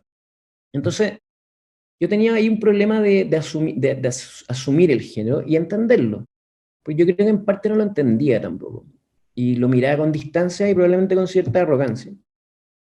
Entonces, bueno, cuando terminó Eres mi tesoro, yo de hecho terminé mi contrato antes de Mega y me fui de viaje. Había querido renunciar en un minuto en la mitad incluso, por montones de razones en realidad, de pega y de frustración. Pero el tema es básicamente uno, es que la historia no era mía. La historia yo la recogí, es decir, la heredé. Entonces, había un montón de cosas que yo no de base, me costaba manejarlas, porque yo no la había creado ni la había diseñado. Tenía que administrarlas. Ahí fue un aprendizaje súper heavy y súper duro, porque yo no había trabajado nunca con la Kena, maestra o profesora súper exigente. Entonces, para mí, al comienzo, fue súper frustrante, porque había elementos que yo no manejaba bien. Muchos tienen que ver también con el sistema de producción que tiene la teleserie, no tanto con los recursos dramáticos, pero sí cómo se diseña una teleserie. Una teleserie, en el fondo, es una producción que súper acotada, donde tenía un elenco de actores, tenía unos sets principales, y básicamente la escritura tiene que servir a eso. ¿Qué quiere decir? Que la mayor parte de las escenas tienen que tratarse de estos actores, no de otros, tienen que ocurrir en estos lugares. Ahora, en el sitcom algunas cosas son obviamente similares, pero lo que pasa es que, por ejemplo, algo que te puede gustar mucho de las series, por ejemplo, son las digresiones. Que una serie de repente se concentra en un personaje secundario, el personaje secundario tiene una vida distinta y la serie se toma un desvío y luego retoma. Bueno, ese tipo de cosas de repente insistía en hacer por darle una identidad distinta a la teleserie. No se pueden hacer en una teleserie. En teoría sí se podrían, pero implicaría desarmar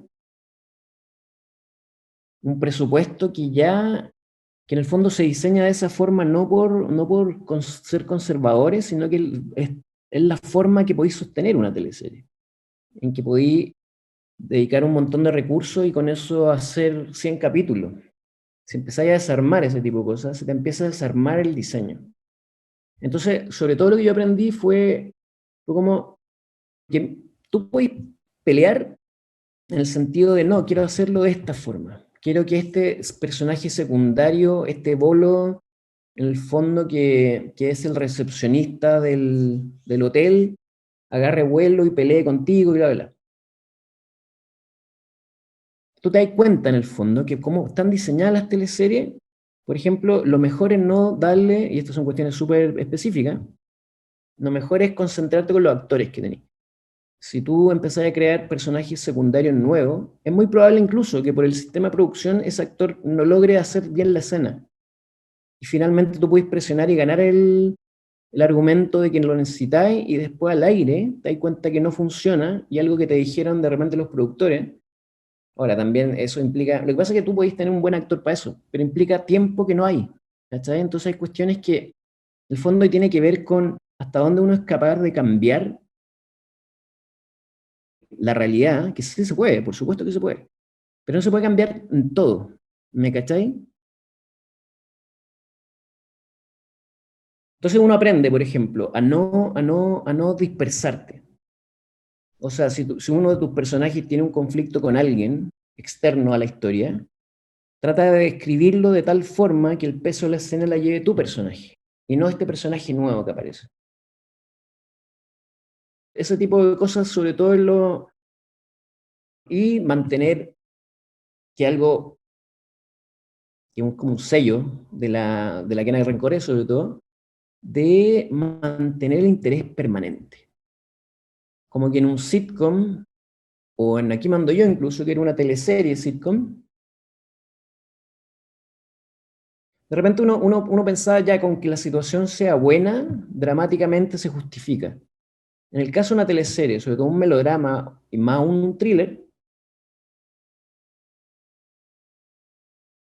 y algo que al final yo terminé asimilando al máximo y ya manejo súper bien, creo, dentro de todo, que es mantener la intriga permanente. No es que me costara, pero me revelaba. Yo decía, estos momentos humanos valen por sí mismos. Y sí, valen por sí mismos, pero sobre todo, si tú estás haciendo una película tuya y la estás filmando con una fotografía cuidada y cada escena te demoráis un día, se justifica. Pero cuando estás en una teleserie, donde en el fondo lo más importante es el drama, lo que está pasando entre los personajes, esos son tus efectos especiales. De hecho, los sets dan lo mismo en el sentido de que ni siquiera son generalmente muy buenos. Lo mejor tiene que estar en el drama que tú estás haciendo. Ahí tenés que poner todas las fichas. Y eso es una de las cosas, no sé si lo expliqué bien, pero en el fondo son cosas prácticas que uno aprende, que tienen que ver con el oficio. ¿Por qué te estás haciendo pasar por otra persona? No entiendo. ¿Qué pasa, Margarita? La Margarita está muerta, Víctor, ¿entiende? La última noche que nos vimos, la mataron. Y si estoy aquí, es para de una vez por todas hacer justicia. Al año siguiente, Luis Ponce continuó ligado a los melodramas diurnos y estuvo a cargo de la tercera producción que la señal privada realizó para este horario, que consistió en una idea original suya. Se trató de Amanda. Ficción protagonizada por Daniela Ramírez, la cual se transformó en un auténtico éxito durante la primera mitad del 2017. Se exportó a otros países, y su guión se adaptó en Portugal, Grecia y México. Esta historia centrada en la búsqueda de venganza de una enfermera, cuyo nombre da título a la teleserie, en contra de una poderosa familia, captó la atención de muchos televidentes. Continúa siendo la telenovela diurna más vista en su horario hasta la actualidad, lo cual sorprende bastante, al tratarse de una ficción que empezó a realizarse sin muchas expectativas por parte de su estación emisora. Mega ya, después de la teleserie que había venido después de Eres mi tesoro, ya tenía el plan de hacer esta teleserie que durara, que fuera permanente en el tiempo. Ya la estaban diseñando. Pero algo pasó entre medio que se demoró este proyecto. No llegaban, estaba terminando Te doy la vida o casi, y ya está lista la otra, Verdad Oculta. Entonces cuando vengo a esta reunión a Mega me dijeron, mira, ¿sabéis que necesitamos sacar una teleserie rápido, entre medio? Como contra el tiempo. Tenemos como 2 meses o 3 meses para diseñarla, luego hacer el casting, y que cumpla un periodo concreto entre medio antes que aparezca la otra. Y ese fue el primer llamado de Amanda. Y yo tenía una idea que me había quedado dando vuelta a propósito de Eres mi tesoro. En Eres mi tesoro hay unos capítulos donde Rodrigo, el villano, mete a la casa de los Cummings una enfermera, que es su espía. Y siempre me había quedado la idea de que ese personaje daba para más, en el fondo. Tú podés tener una nana infiltrada en una casa, una nana que se quiere vengar o algo, que tiene obviamente todo su pro y contra, pero me parecía que la enfermera, tal como pasó en Eres mi tesoro, tiene unos poderes sobre la vida y la muerte mayores. Tiene los químicos, tiene la jeringa, tiene otra forma de entrar. La gente le entrega su vulnerabilidad a los pacientes, confían en ellos, etc. Entonces, esa era la idea inicial. Y tuvimos algunas reuniones ahí creativas con la que a esa altura ya nos conocíamos y nos llevamos muchísimo mejor. Y se complementaron todas las ideas ahí. A la Kena se le ocurrió, yo tenía la enfermera y la venganza. Pero, por el horario, como que yo me limitaba un poco. Fue ella la que me dijo y me confirmó que la historia se tratara de una violación. Cuando ella me dice eso, fue como el timbrazo. Pues yo tenía esa idea, pero básicamente la censuraba, porque esto es para la tarde, no es para la noche. Pero bueno, la trabajamos con limitaciones de censura, digamos. Creo que la palabra violación la evitamos, porque tiene sus pros y sus contras. En el fondo era por el horario, pero al mismo tiempo estáis hablando de una violación. Entonces tratamos de manejar eso de la forma más sabia posible, sin limpiar el tema, pero al mismo tiempo sin hacerlo como que le gatillara cosas a la gente o hacerlo demasiado fuerte para ellos. Hay niños también a esa hora. Entonces, bueno, ahí surgió esto y Amanda surgió súper rápido. De hecho, para todo el mundo fue una sorpresa lo rápido que llegamos a un guión 1, lo rápido que se hizo el casting. El casting en ese minuto, de hecho, era también... Para mí Amanda fue una súper buena experiencia. Básicamente porque nadie le ponía ficha a esa teleserie. Entonces después rápidamente quedé solo con el director y los actores trabajando. Porque no había una inversión gigante ahí. Y de hecho era una teleserie como entre medio, inicialmente. El casting también de alguna manera al comienzo era como... No habían grandes rostros tradicionales. Eran como todos actores que eran buenos, pero que habían sido secundarios en otras teleseries, salvo la Daniela Ramírez. También no había hecho teleserie en Mega. Entonces había ahí mucho como de apuesta. Y al final funcionó. En general. Salvo el Toro. El 25 de julio de 2017 se emitió el último capítulo de Amanda, después de 8 meses transmitiéndose de lunes a viernes. Este desenlace impactó a los espectadores, ya que la protagonista cerró sus ojos para siempre, en brazos del hombre del que estaba enamorada, y que había engañado por mucho tiempo. Durante casi 10 años se ha especulado entre los seguidores de la producción original de Luis Ponce, si hubo un final distinto y más optimista, para la heroína de tan dramática historia.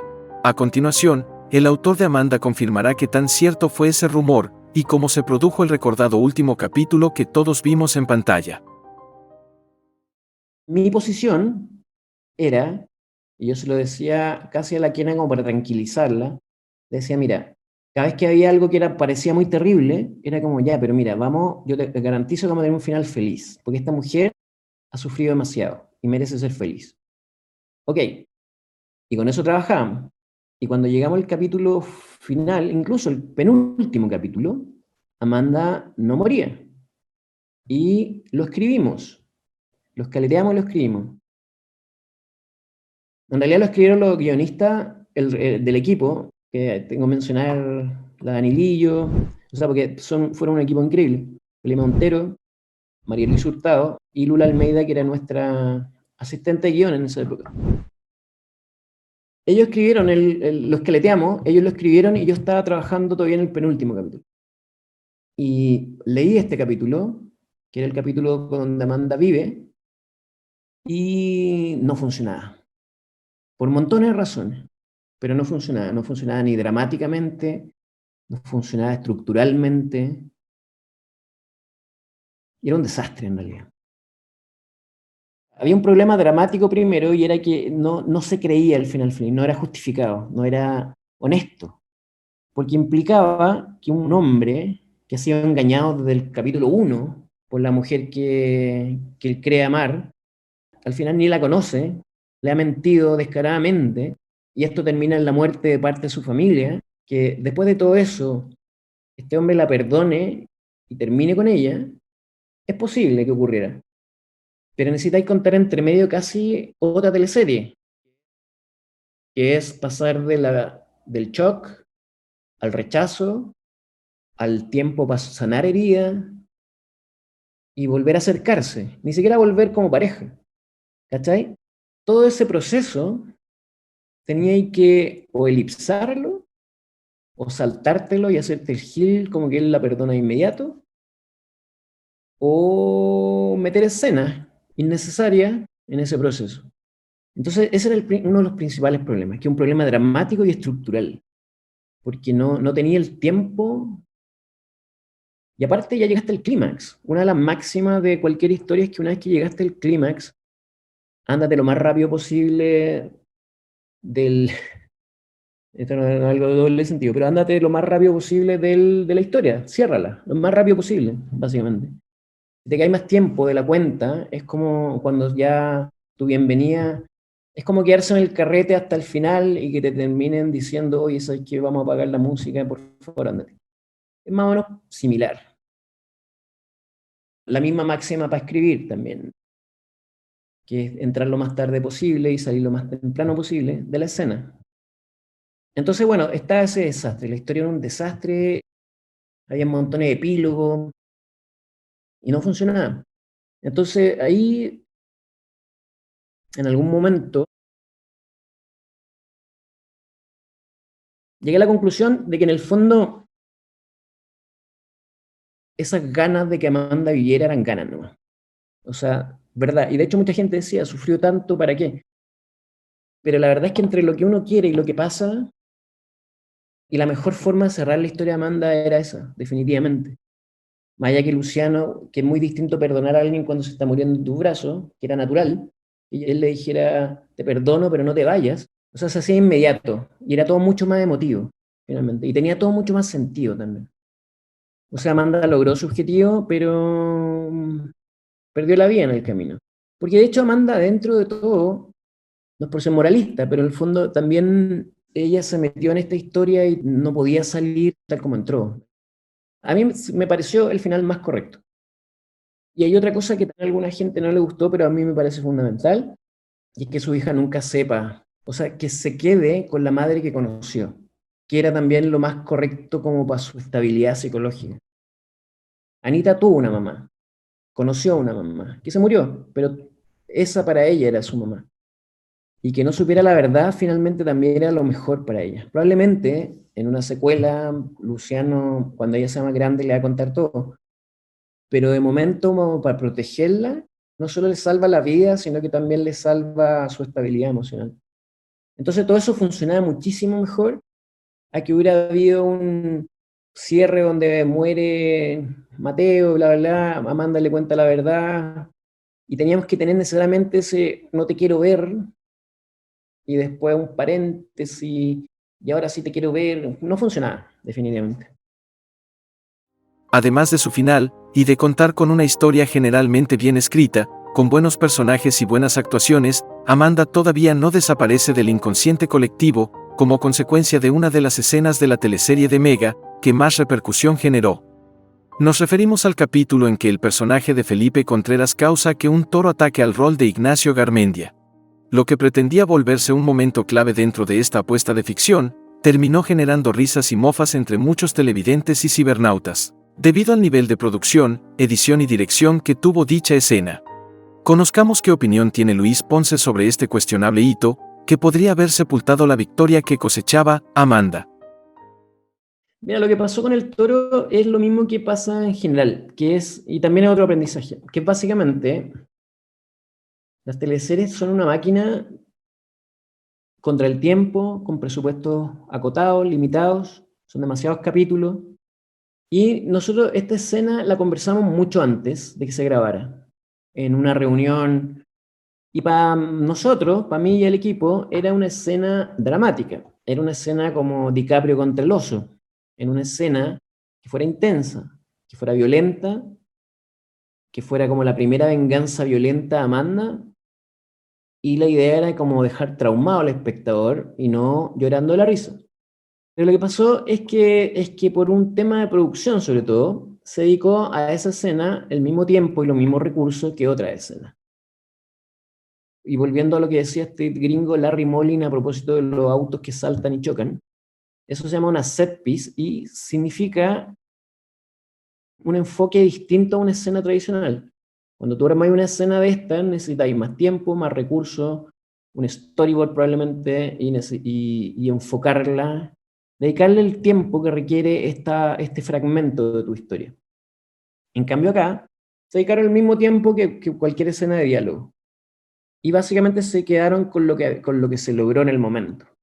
Por otro lado, nosotros habíamos ido a la casa de Amanda, habíamos visto a este toro que está agarrado a la nariz, que alguna gente encontró con razón que era una imagen violenta, y algunos reclamaban de que era culpa nuestra, pero la verdad es que ese toro está en esa casa, sí, lo sostienen con...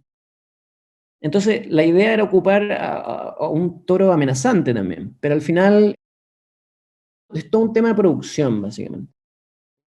Tenía este toro que no tiene cuerno, que parece que fuera una vaca, pero en realidad es un toro, Entonces, de repente hay unos planos de los testículos del toro como para recordar que es un toro, pero en realidad parece vaca, está ahí totalmente impasible, o sea, está como tranquilo diciendo por qué me están grabando, y hay como pasto que vuela, y la verdad para nosotros fue súper traumático al verlo y al ver la recepción de eso, porque para nosotros todo esto era un melodrama medio kitsch de repente, pero de alguna manera en serio, o sea, la idea era como impactar y emocionar, pero no también generar una especie de Leslie Nielsen.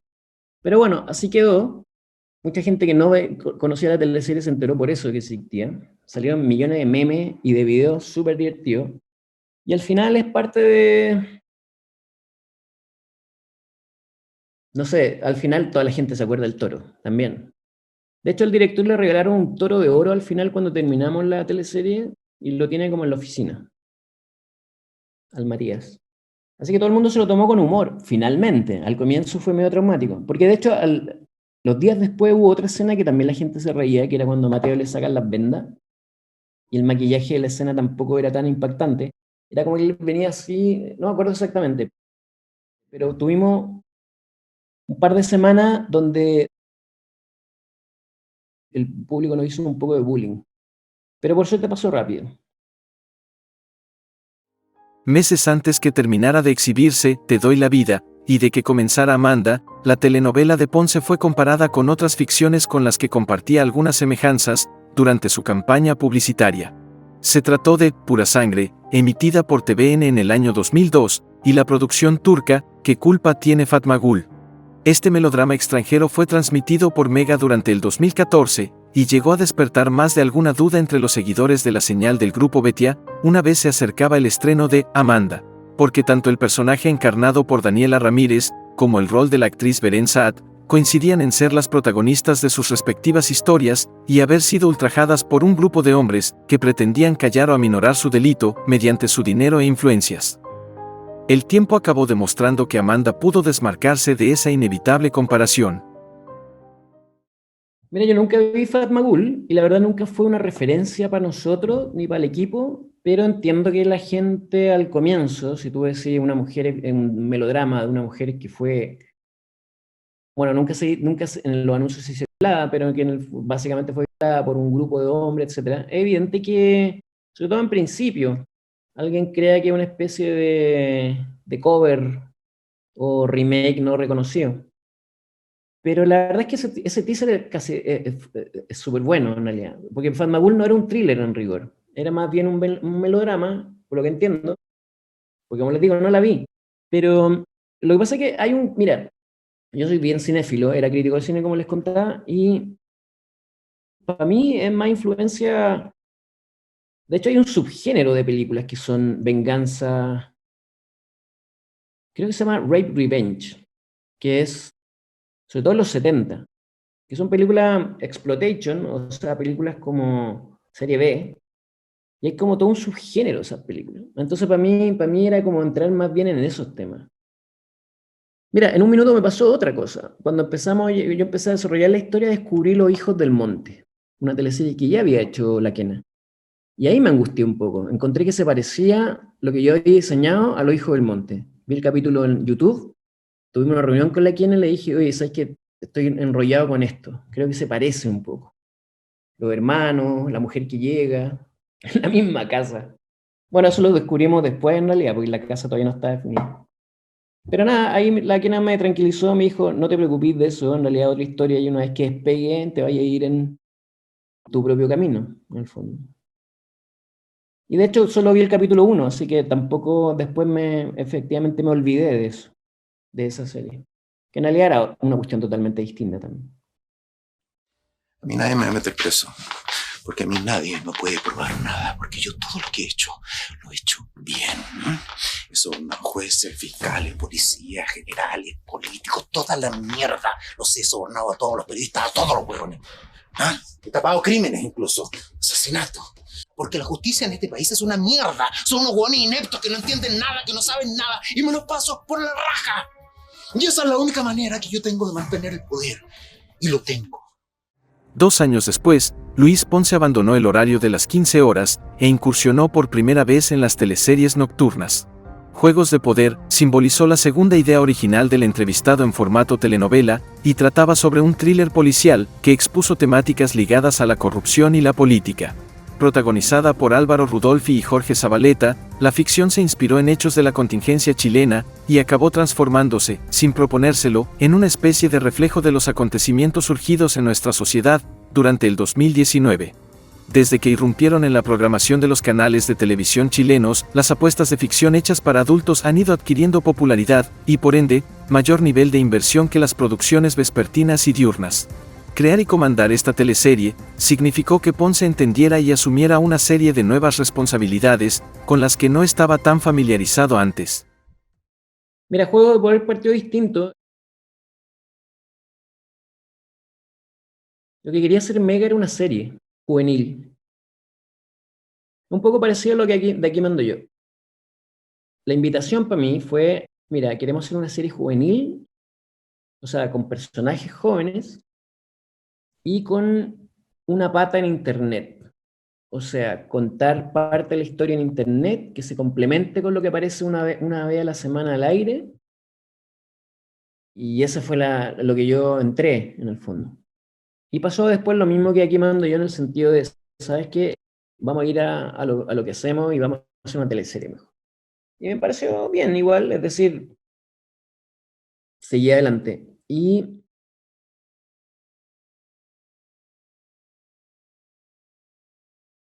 esa teleserie en realidad fue bien atípica dentro de todo. Fue una súper buena experiencia, pero al mismo tiempo, si me preguntáis, me apretáis un poco, prefiero Amanda en el sentido de que como Amanda las expectativas eran tan bajas, corrimos solo. Entonces, salvo algunos momentos donde yo me comunicaba con la Kena por cuestiones como esto no será mucho. Por ejemplo, cuando Amanda la torturan, tuvimos alguna conversación a propósito de hasta dónde llegar. Ese tipo de conversaciones eran las que teníamos, solamente. La idea original de la tortura era infinitamente más medieval, más violenta, y finalmente lo hicimos menos traumático por el horario, definitivamente. Pero en Juego de Poder, como es una teleserie nocturna, una teleserie muy cara, con montones de estrellas, la presión y las negociaciones son muchísimo más. La tensión, muchas más reuniones, muchas más focus group, ¿cachai? Entonces, si me preguntáis, encuentro que fue mucho más cómodo para mí. De hecho, también, inicialmente, ¿era una serie o lo otro que se podía haber sido Juego de Poder era una teleserie de medianoche? No sé si estaré hablando más, igual esto fue hace años. Crear el formato de la teleserie de medianoche, que también me parecía ideal, porque también me parecía que estar trabajando como en la serie B, que implica menos presupuesto, pero más libertad. Pero finalmente terminé en esta, que es como el horario prime. Y como te digo, son más complejas igual. Hay más opiniones, hay mucho más en juego, la inversión es mayor. ¿Se entiende ahí en ese sentido? Juego de Poder pasó algo muy extraño, porque la verdad es que yo quería hacer una historia de corrupción, pero al mismo tiempo yo estaba preocupado de que no fuera una historia que ayudara a socavar la idea de la democracia liberal en nuestro país. Al mismo tiempo no fomentar ni el nihilismo ni el escepticismo, sobre todo en la gente más joven. Esa es una idea absurda que yo tenía, muy antes del estallido.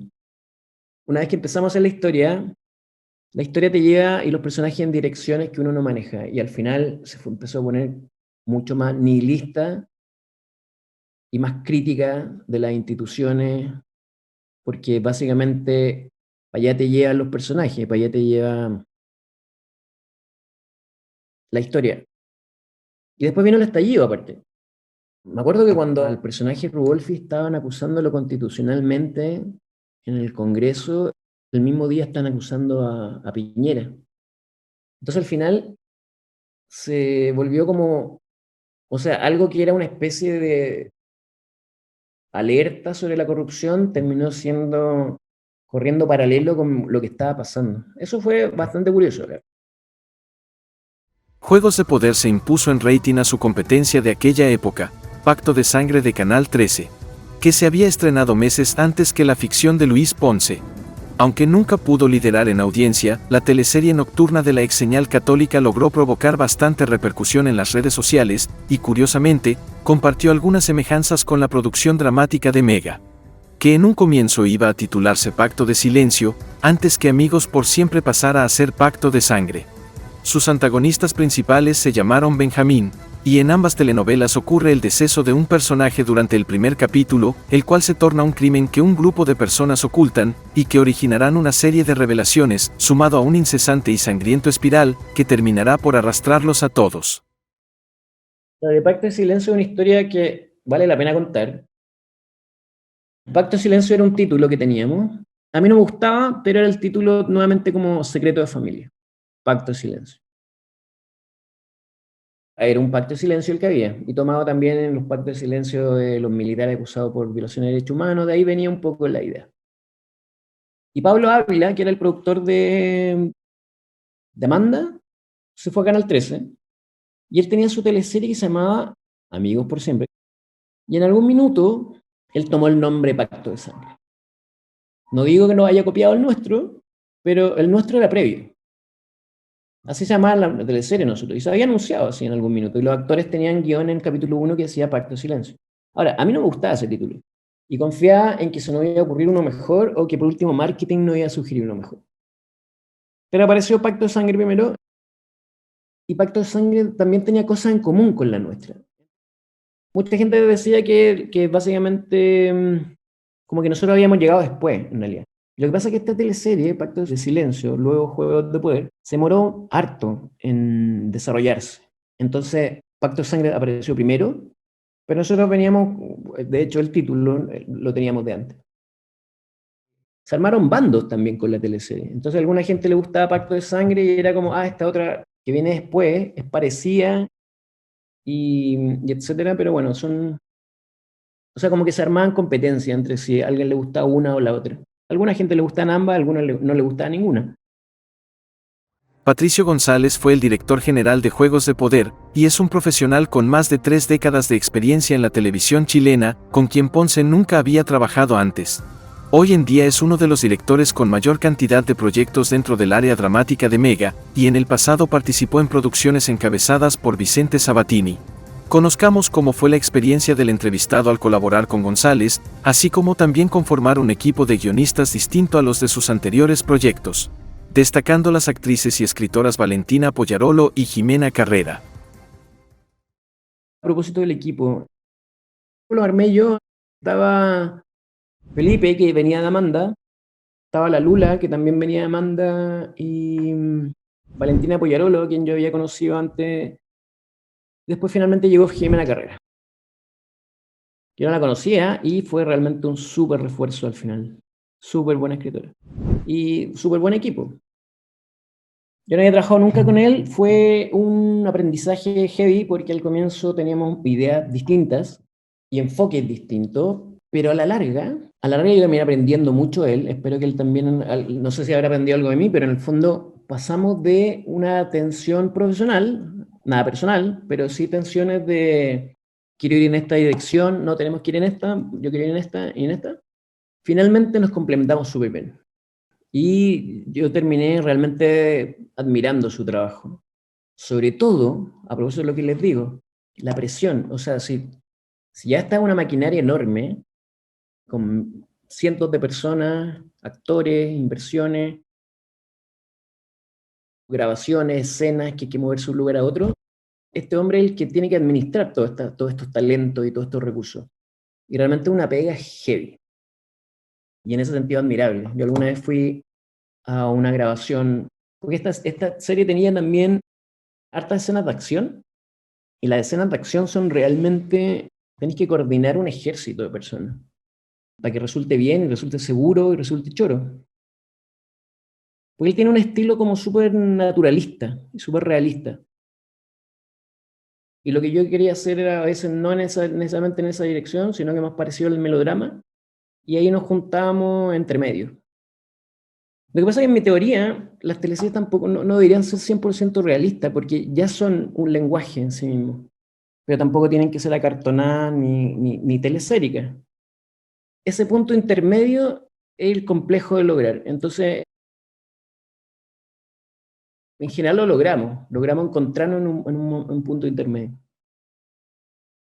La relación sentimental que existió entre los personajes de Augusto Schuster y Pedro Campos y Girolamo no dejó indiferente a ninguno de los seguidores de Juegos de Poder. No porque se tratara de dos hombres, sino porque los personajes eran primos y medios hermanos, siendo un secreto que uno de los involucrados ocultaba al otro, a raíz de la obsesión que sentía por él. Tal como lo señalamos en uno de nuestros videos anteriores, la historia protagonizada por los roles de Benjamín y Francisco podría haber causado mucha polémica, y hasta censura, en otros tiempos de la televisión chilena. Sin embargo, por increíble que parezca, ese nivel de controversia estuvo muy lejos de ocurrir en la historia de Luis Ponce. De repente en el equipo había más censura, en que alguien decía, bueno, ¿cómo vamos a hacer eso? Obviamente al final vamos a descubrir que no son primos, que es el clásico. Obviamente al final, ¿por qué no resulta que en realidad lo adoptaron? De parte del director, no. O sea, mientras más intenso, mejor. Podría parecer que al final es como un tópico medio trillado el del incesto, pero este es un paso siguiente en relación a Mi Tesoro, porque era una historia maldita, una historia destinada a no funcionar. Y era la única relación realmente más humana que tenía este personaje de Augusto Schuster. Y la verdad que era nuestro personaje favorito de todos. Benjamín era un monstruo, realmente. Era un monstruo que su único lado de humanidad era con esta historia de amor maldito, que también era monstruosa dentro de todo. Uno trata de encontrar la empatía en esos personajes también. Nunca los juzgamos, o por lo menos, o sea, la idea para que uno trate que funcionen es no juzgarlos. Como tratar de empatizar incluso en esa oscuridad. Sí, pues estaba lleno de villanos aparte del Juego de Poder. A muchos nos sorprendió que después de Juegos de Poder, no volviésemos a saber de una nueva teleserie o serie, escrita por el entrevistado, ya fuese por las pantallas de Mega, por otro canal de televisión, e incluso por plataformas de streaming. Tuvieron que pasar 4 años para enterarnos de otra ficción en que estuviese involucrado Ponce, y acabó siendo El regreso de Casado con Hijos, donde el guionista trabajó nuevamente al lado de Luz Croxatto. Hoy por hoy, año 2025, no hay noticias sobre nuevos proyectos audiovisuales centrados en Luis Ponce. Conozcamos acerca de cómo terminó su relación profesional con la señal del Grupo Betia. Había no voy a entrar en detalle específico, pero una teleserie que yo había terminado más o menos recién Juego de Poder y necesitaba... Lo que pasa es que escribir una teleserie es súper agotador. Sobre todo una como Juego de Poder, que es nocturna. ¿Cuál es la diferencia con Amanda? Hay más presión, hay más revisión de cada cosa. Entonces tú básicamente trabajáis de lunes a domingo. El domingo puede que no trabajéis todo el día, pero es de lunes a domingo. Entonces cuando uno termina recién una teleserie, tú pensáis, y esto es real, necesito por lo menos 1 mes y medio para regular el sueño, para poder dormir 8 horas. Porque no dormí 8 horas, yo dormía 5, promedio 5 horas.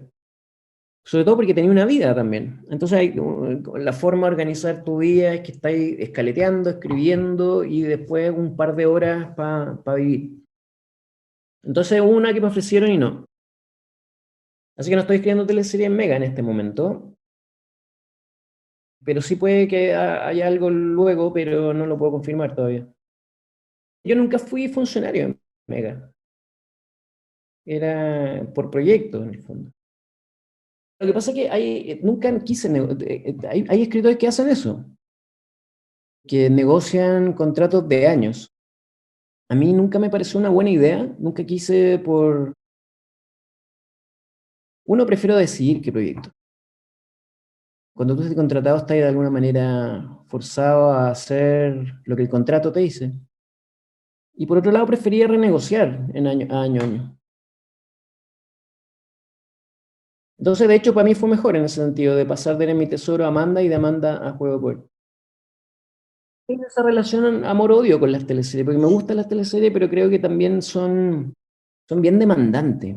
Uno como que envejece tu alma y tu cuerpo al hacer una teleserie.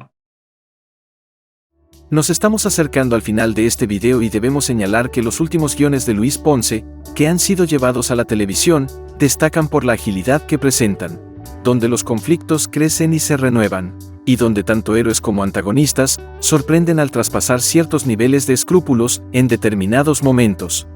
Es casi como si con tanta experiencia escribiendo series y unitarios, y con sus vastos conocimientos del mundo del cine, el entrevistado haya usado herramientas y elementos ajenos al formato de telenovela, para aportar su grano de arena al melodrama nacional. Definitivamente. Lo que pasa es que más que la serie, a mí me encanta la serie, veo muchas series, pero creo que lo principal es, creo que no hay que tener miedo de llevar las ideas y los personajes hasta sus últimas consecuencias. Eso es lo primero. Y la realidad es la principal fuente de inspiración. En la realidad pasan cosas que ni siquiera en una serie podrían pasar. Porque hay situaciones a veces, por ejemplo, que tienen tantos elementos azarosos y coincidencias que no funcionan en un guión. Hay historias de la realidad que son inverosímiles. Hay gente que es tan extrema en algunas actitudes que son caricaturas, pero que son de la realidad. Entonces, todo esto que tú decís, sobre todo tiene que ver también con un interés por la realidad misma. Yo creo que hay montones de historias que a veces alguien cuenta y que te das cuenta que son de la realidad, que no son inventadas, que no son ficciones, porque aparte hay elementos de azar que tienen las historias.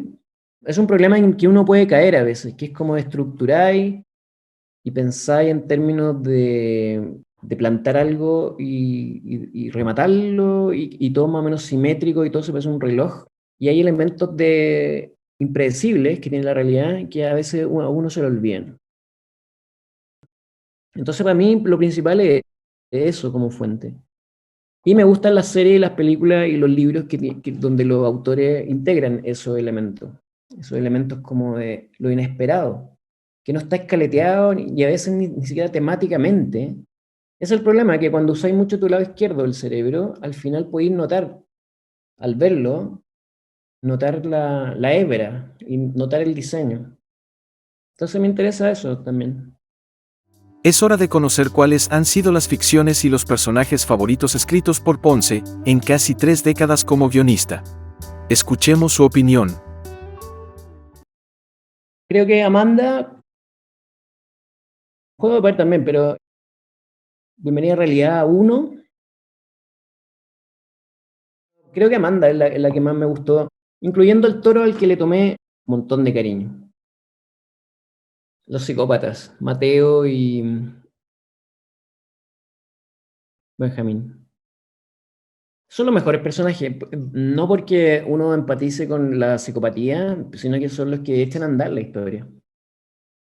Y en el fondo, como tratar de indagar en esa oscuridad, en el fondo, de por qué alguien podría llegar a hacer cosas así. Porque en el fondo, si bien estos personajes eran medio monstruosos, en la realidad hay gente que hace cosas peores. Creo que escribir ficción son ejercicios de empatía permanente, más allá de crear situaciones, es ponerse en el lugar de los personajes y tratar de... En el fondo, esto es igual que los actores, uno justifica o entiende a todos los personajes. Lo peor que puede hacer un actor es juzgar a su personaje. Es decir, mi personaje es malo, así que voy a actuar como actuaría un malo. Esa es una receta para una mala actuación. Y lo mismo en la escritura. Tú no podés juzgar a tus personajes. Tenés que entenderlo. Evidentemente, eso no quiere decir que uno sea una moral por la vida y que nada tiene sentido, sino que más bien entender las motivaciones de este personaje, aunque sean esas motivaciones negativas, aunque sea celos, rabia, orgullo, etc. Pero tratar de calibrarla así y no desde el juicio moral o decir es que en el fondo está loco, así que todo es posible, sino que tratar de humanizar hasta el último personaje. Antes de despedirnos, descubramos qué proyecto o proyecto se encuentra desarrollando Luis Ponce en el presente. Estoy escribiendo una novela ahora. Ahí estoy metiendo la mayoría de las cosas más personales. Sobre todo, mira, les voy a contar algo, algo un poco más elaborado. Cuando trabajé en animación, Villa Dulce y Pulentos, cuando empecé a trabajar en animación, yo pensé, y ya llevaba varios guiones y varios proyectos antes, pensé, la raja trabajar en animación porque no me va a tener que preocupar del presupuesto. Voy a poder inventar lo que sea, porque cada vez que uno trabaja en algo, tenéis que pensar en una idea buena y al mismo tiempo que sea realizable. O sea, si no tenéis plata para salir a la calle, si no tenéis plata para 10 extra, esa idea no se va a poder concretar. Y dije, la raja, voy a trabajar en animación y no voy a tener esa complicación. Resulta que en animación es básicamente lo mismo. Un exterior equivale a un dibujo que hay que hacer. Los extra equivale a 10 dibujos que hay que hacer. Entonces, en el fondo, igual tenéis la limitación tiempo, dinero, igual simplificar ideas. La gracia de escribir algo así como una novela es que básicamente nada de eso importa. O sea, podéis realmente llevar al papel lo que se te ocurra, en esos términos. Más allá de que hay cosas que son infilmables, que también es maravilloso. O sea, un lenguaje en sí mismo. Entonces, ahí estoy volcando todas estas cosas. Esperamos que hayas disfrutado de este capítulo y del testimonio del entrevistado. No olvides dar tu like, comentar y compartir este contenido con tus amigos. Nos vemos muy pronto en otro video de Grandes en el Área.